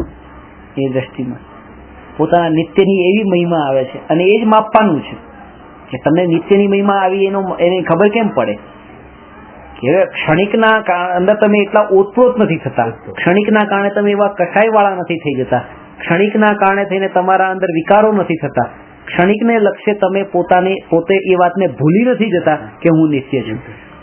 એવી જયારે સ્થિતિ આવે ત્યારે સમજવું કે ક્ષણિકના તરફથી હવે દ્રષ્ટિ ટળતી ગઈ, ક્ષણિકની મહિમા ટળતી ગઈ. આત્માને ન પામવાનું મૂળ કારણ આ જ છે કે ક્ષણિકની મહિમા નથી ટળી.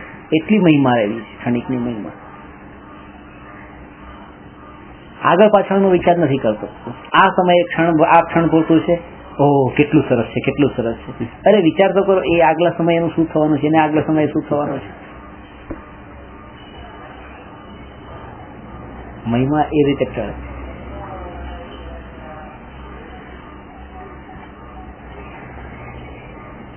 એટલે નિમિત્ત ઉપાદાનના પ્રકરણમાં હતું ને, કોઈને વેશ્યાનો મૃતદેહ દેખીને પણ વૈરાગ્ય આવી જાય. એ આ ક્ષણ પર માટે, આ જો તો ખરા થોડા પળ માટે, તો થોડા પળ પેલા તો આમ હતું, અત્યારે આમ થયું.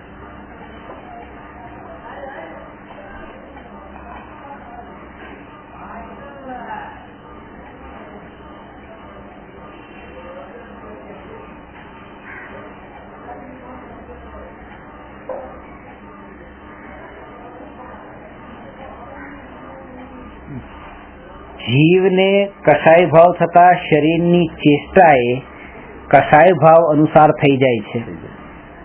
જેમ ક્રોધાદિક થતા રક્ત નેત્રાદિ થઈ જાય, હાસ્યાદિ થતા પ્રફુલ્લિત વદનાદિક થઈ જાય, તથા પુરુષ વેદાદિ થતા લિંગ કાઠિન્યાદિ થઈ જાય. હવે એ સર્વને એકરૂપ માની આ એમ માને છે કે એ બધા કાર્ય હું કરું છું. શરીરમાં શીત, ઉષ્ણ, ક્ષુધા, તૃષા અને રોગાદી અવસ્થાઓ થાય છે, તેના નિમિત્તથી મોહભાવ વડે પોતે સુખ દુઃખ માને છે. એ બધાને એકરૂપ જાણી શીતાદિક કે સુખ દુઃખ પોતાને જ થયા એમ માને છે.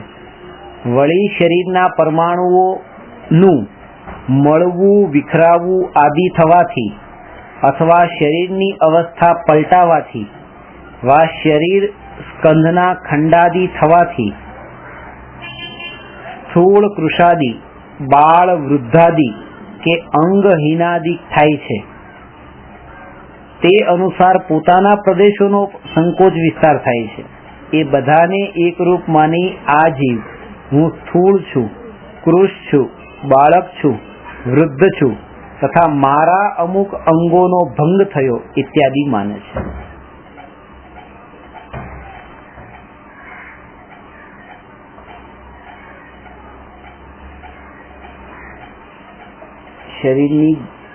શરીરના દરેક પરમાણુની દરેકે દરેક અવસ્થાના અંદર એનું હું પણ ત્યાં પડેલું છે.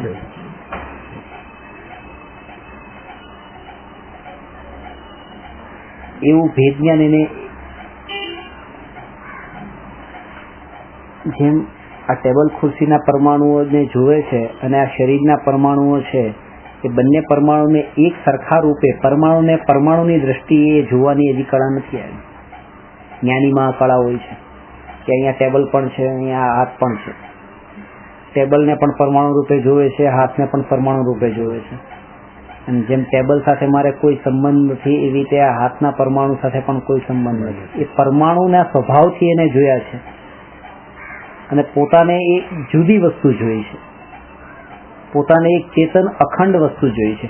પરમાણુને તો ખંડ ખંડ રૂપે આ રીતે જોવે છે કે હમણાં અત્યારે માનો કે અહીંયા કપાઈ જાય તલવારથી તો આખા ખંડ થઈ જશે, આના ખંડ થઈ શકે છે, પણ હું અખંડ છું એવું અખંડપણું એને જો આવે તો અખંડની મહિમા આવે. પ્રદેશો અસંખ્ય છે, અસંખ્ય પ્રદેશોમાં પણ એક અખંડિતતા છે. ભારતમાં રાજ્ય ભલે ઘણા છે પણ ઘણા રાજ્યો હોવા છતાં પણ પોતે જે અખંડિત છે એવી રીતે અહીંયા અસંખ્ય પ્રદેશ અને અનંત ગુણ, આ બે વાત. પ્રદેશોની દ્રષ્ટિએ મારામાં અસંખ્યાતપણું છે, ગુણોની દ્રષ્ટિએ અનંતપણું છે. તેમ છતાં પણ બંનેમાં ગુણોની દ્રષ્ટિએ પણ હું અખંડ છું અને પ્રદેશોની દ્રષ્ટિએ પણ હું અખંડ છું. એવો હું એક છું એવો એને ભાવ નથી, એના ઉપર દ્રષ્ટિ નથી. એના કારણે અત્યારે શરીરની જે અવસ્થા થાય છે એના અંદર એ માને છે.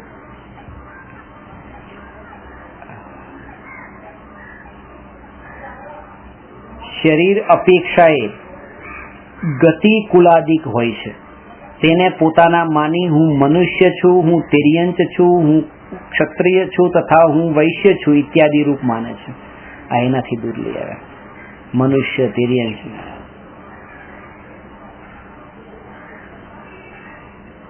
એનાથી આગળ પછી આ દેશ ને બધા લેવા.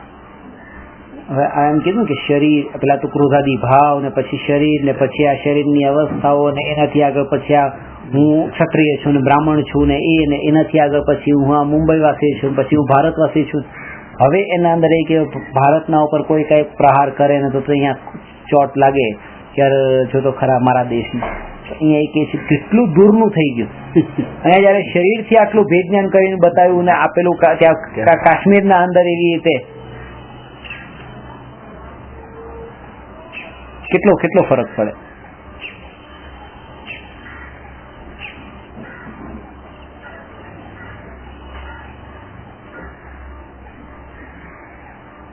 અને પછી એમ કે તમે જે દેશમાં રહો છો તો એ દેશનું તમે થોડું પણ ભલું ઈચ્છતા નથી, દેશ પ્રેમ તમારામાં છે જ નહીં, તમારામાં આટલો વ્યવહાર નથી, આટલો પ્રેમ નથી દેશ પ્રત્યે, તમે આત્માને શું પામવાના છો?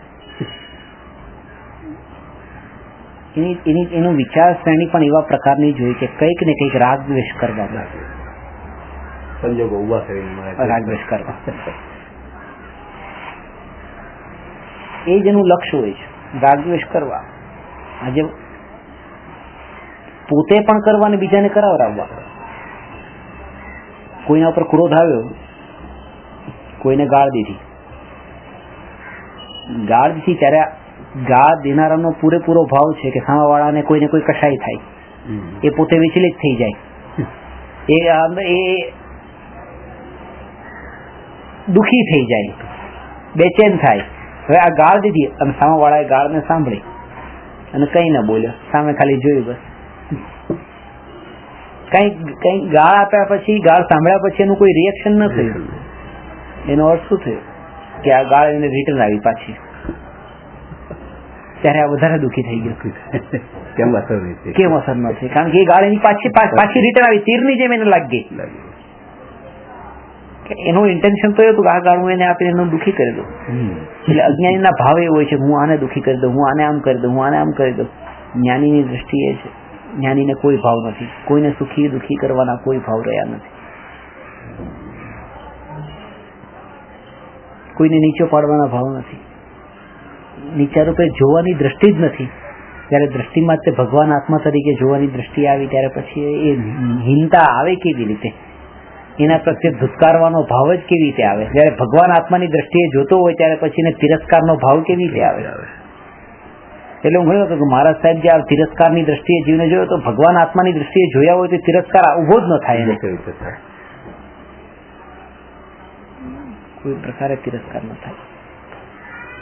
એમના પ્રત્યે પણ એટલું જ વાત્સલ્ય, એટલો જ પ્રેમ. એ પણ આપણી પણ એક કસોટી છે.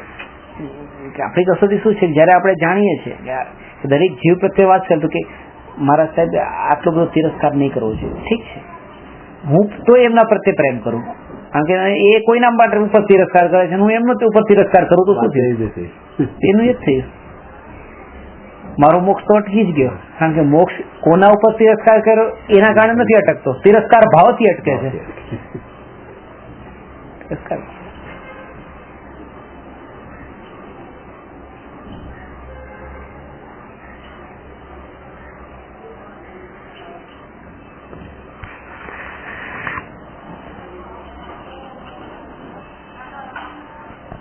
શરીરનો સંયોગ થવા અને છૂટવાની અપેક્ષાએ જન્મ મરણ હોય છે.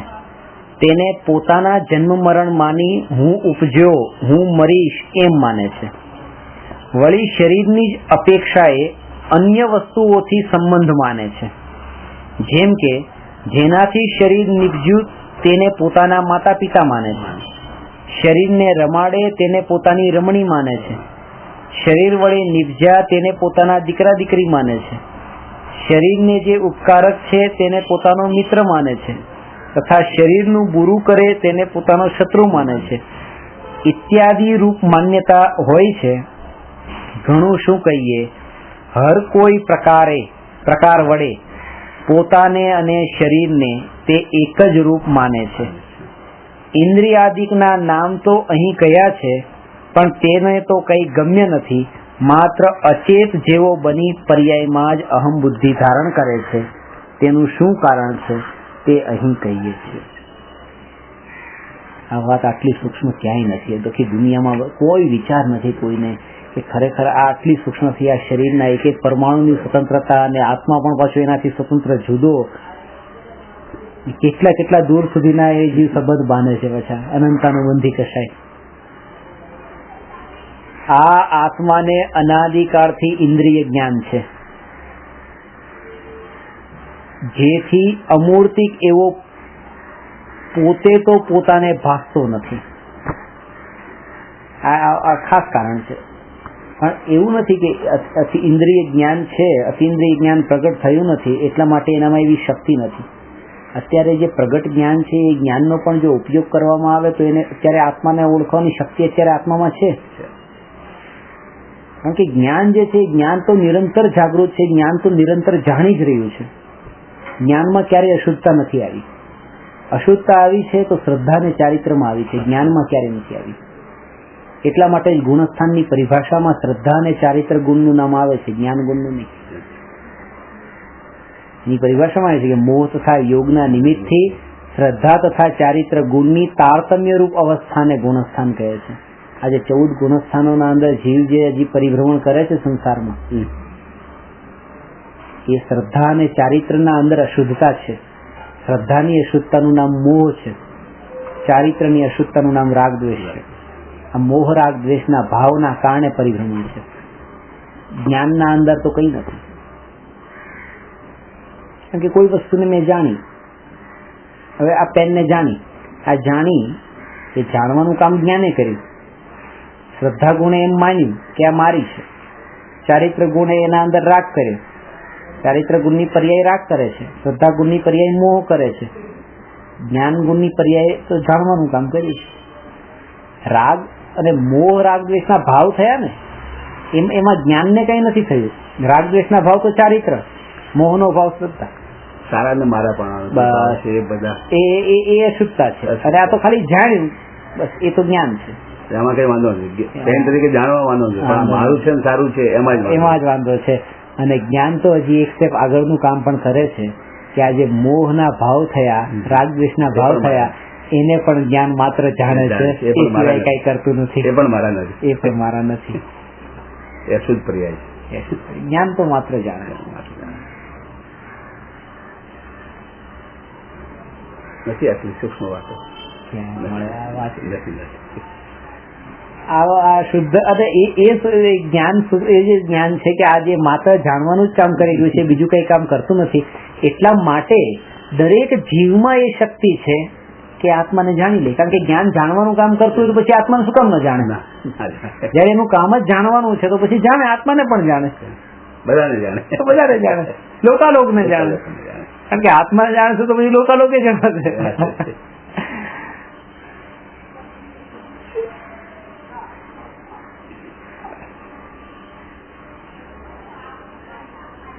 આ જ સાર છે બધું. આ શાસ્ત્રો, આટલા બધા શાસ્ત્રો નું સાર તો આ જ છે. પછી આને જાણો, બસ તમે માત્ર જ્ઞાતા જશે. એમાં સુખ બુદ્ધિ ના કરો, મમત્વ ના કરો, રાગદ્વેષ ના ભાવ ના કરો. સાચી વાત છે. આટલા લેક્ચર સાંભળે બધું છેલ્લે સરવાળે તારણ તો એ જ આવે છે કે બસ તમે જાણનાર રહો, સુખ બુદ્ધિ ના લાવો, બસ થઈ ગયું તમારું કામ. અલગ અલગ એંગલ થી જાણ્યા, આ એંગલ થી જાણ્યા, આ એંગલ છે, આ એંગલ છે, બધા એંગલ નો બધો હાર તો એ જ છે. અમે લપટાવાની લપટાણા રોજે દુઃખ અને કસાય ને હિત કરતો એ જ છે. જાણે જેમ વસ્તુનું સ્વરૂપ છે એમ જાણે, સારું છે નતું છે. આપણે શું, આપણે શું જે છે એનો જે થવા પણ છે થશે, થાય જ છે બસ. કારણ કે જે આટલું જાણવાથી જે આંખો બંધ કરી દે છે તો કેવળ જ્ઞાનમાં લોકાલોક જણાશે ત્યારે એની શું હાલ થશે? જો કે આવા જીવને કેવળ જ્ઞાન નથી થતું, આત્મજ્ઞાન નથી થતું. જે જાણવાથી આટલો ભાગતો હોય એને તો જાણવાનો તો સ્વભાવ માને અને એને સ્વીકારે. જાણવું તો સ્વભાવ છે.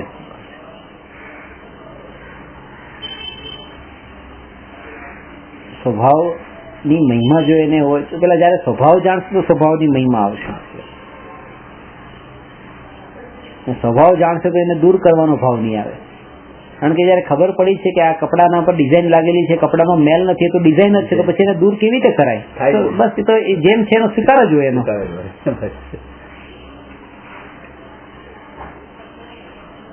મેલ હોય તો મેલ ને દૂર કરે.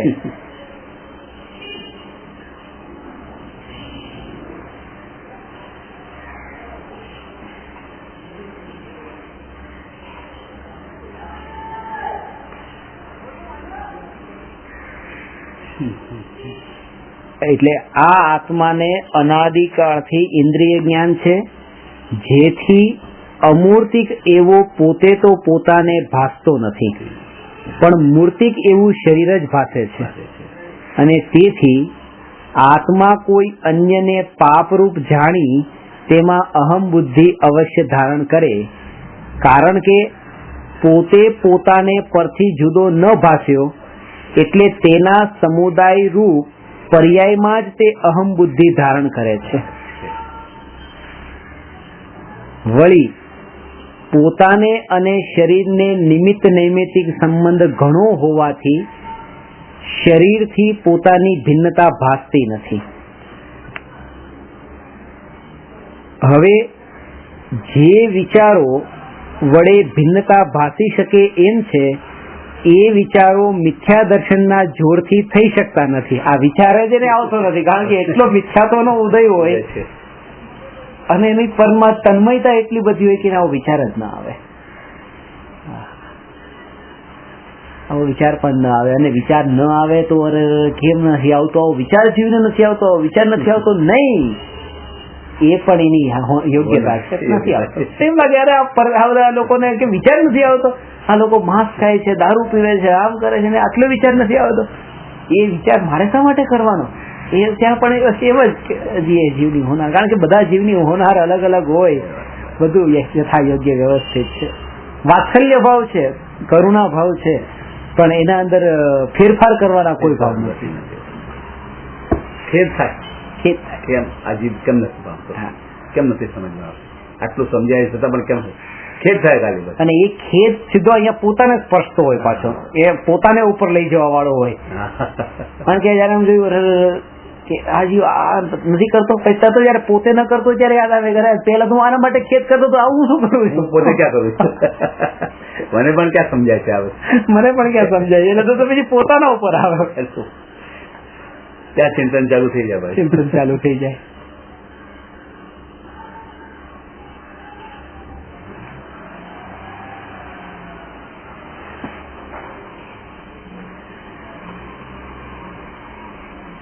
વળી પોતાને અને શરીરને નિમિત્ત નૈમિત્તિક સંબંધ ઘણો હોવાથી શરીરથી પોતાની ભિન્નતા ભાસતી નથી. હવે એ વિચારો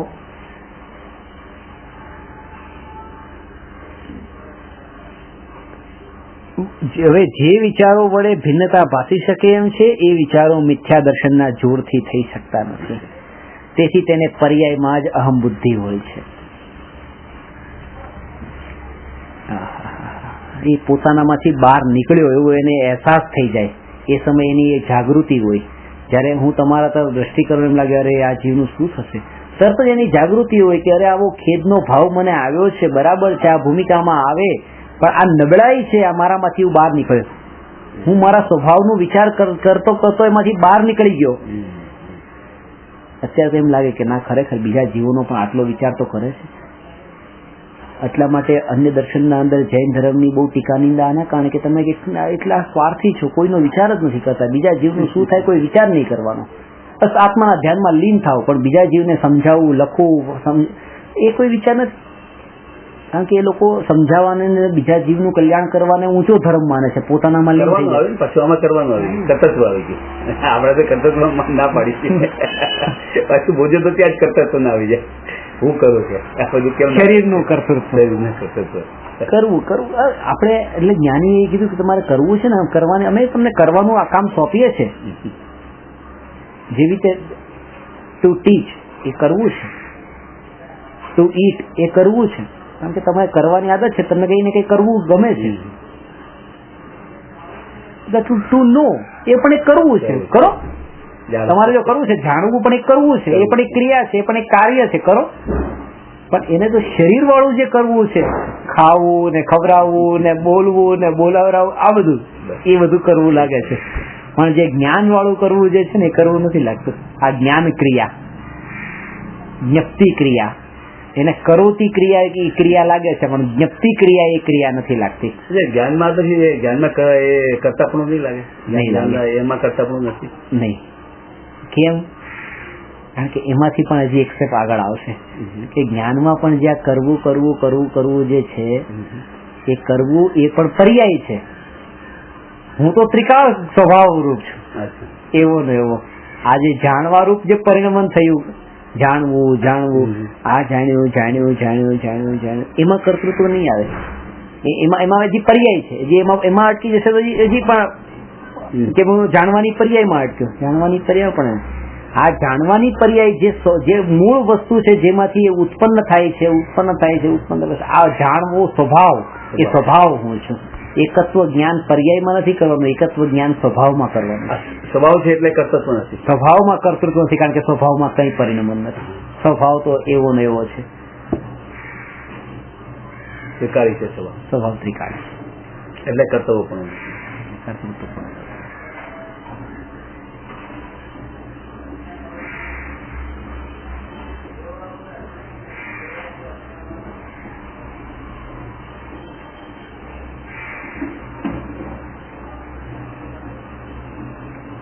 સબ્જેક્ટ અને ઓબ્જેક્ટ નો ભેદ નથી. ત્યાં તો હું ખાનારો અને રોટલી ને ખાનારો, હું ભણાવનારો અને તમને ભણાવનારો, ત્યાં બે ભેદ પડ્યા ને. સબ્જેક્ટ કર્તા અને કર્મ. અહીંયા તો જાણનાર પણ પોતે અને જેને જાણે છે એ પણ પોતે. ત્યારે જ્ઞાન ને જ્ઞેય ને જ્ઞાતા ત્રણેય સંબંધી વિકલ્પ ટળી જાય છે. ક્રિયા તો ચાલતી રહી છે, પણ એ સમયે એ ક્રિયાના કારણે પણ કોઈ કર્મ નથી બંધાતા. કારણ કે જેને જાણવા વાળી જે ક્રિયા થઈ રહી છે એ જેને જાણે છે એ પણ એ જ છે, જાણનારો જ છે. જાણનારો જ જાણનારાને જાણનારાની પર્યાયમાં જાણે છે. એટલા માટે કોઈ ભેદ નથી, એટલા માટે વિકલ્પ નથી, નિર્વિકલ્પતા છે. વિકલ્પ તો ત્યાં છે કે હું ખાનારો અને રોટલી ને ખાનારો, ત્યાં વિકલ્પ થયો, ત્યાં ભેદ પડ્યો, ત્યાં ભેદ ન રહ્યો. જાણનારો જ જાણનારાને જાણે, તન્મયતા આવી, એટલે કર્મ નથી બંધાતા. કર્મ નથી બંધાતા. અહીંયા જે છે એ ક્રિયામાં પણ કર્મ નથી બંધાતા. ક્રિયામાં પણ, સ્વભાવમાં તો નથી પણ ક્રિયામાં પણ નથી.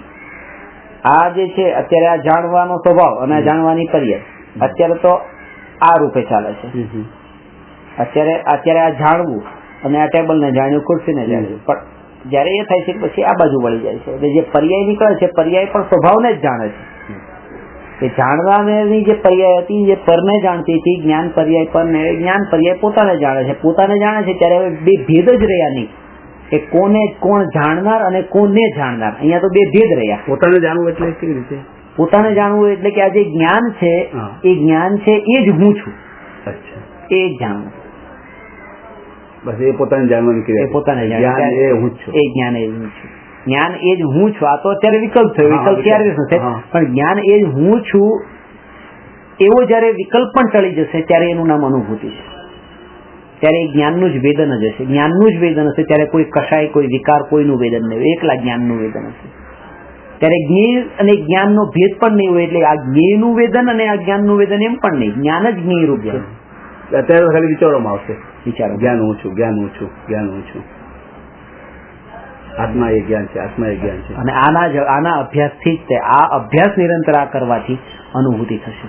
બાકી બધી ક્રિયાઓ છે એ બધી સેકન્ડરી છોડી દેજો. બાકી બધી વ્યવહાર જે કે ભાઈ આ વાત્સલ્ય ને કરુણા ને દયા ને બધું બરાબર છે. આ બધું અનંત ભાવમાં અનંત વાર આ બધું કરી ચૂક્યા. દયા, દાન, વ્રત ને આ ભાવ ને આ બધું કરી ચૂક્યા. આ એક નથી કર્યું. એટલા માટે શ્રદ્ધા ને દ્રઢતા હવે આની કરવાની છે, જે ખરેખર આ પરિભ્રમણ ને ટાળવા માટે છે. જે માર્ગ છે એ આ માર્ગ છે. અહીંથી શરૂઆત અહીંથી થશે. કારણ કે બધી વખતે આ કોશિશ તો કરી હતી, અટક્યાતા, અહીંયા જ અટક્યાતા. હવે જ્યાંથી અટક્યાતા ત્યાંથી શરૂઆત કરીએ.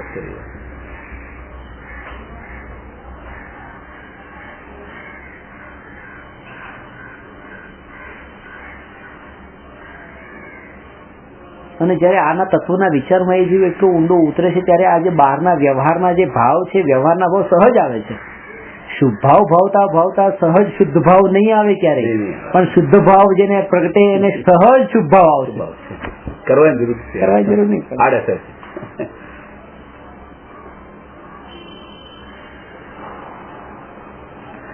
એ પ્રમાણે જીવ તત્વનું અયથાર્થ જ્ઞાન થતા શ્રદ્ધાન પણ અયથાર્થ થાય છે. આ જીવ અને શરીર ને આત્મા ને બે ને એક માને છે. આ એની જીવ અને અજીવ તત્વ સંબંધી અયથાર્થ શ્રદ્ધા થઈ. હજુ આશ્રવ, બંધ, સંવર, નિર્જરા ને મોક્ષ, આ પાંચેય તત્વના સંબંધમાં મિથ્યા દ્રષ્ટિ શું ભૂલ કરે છે એ આવતી વખતે ચર્ચા કરીશું. નમો અરહંતાણમ નમો સિદ્ધાણમ નમો આયરિયાણમ નમો ઉવજ્જાયાણમ નમો લોએ સવસઃ.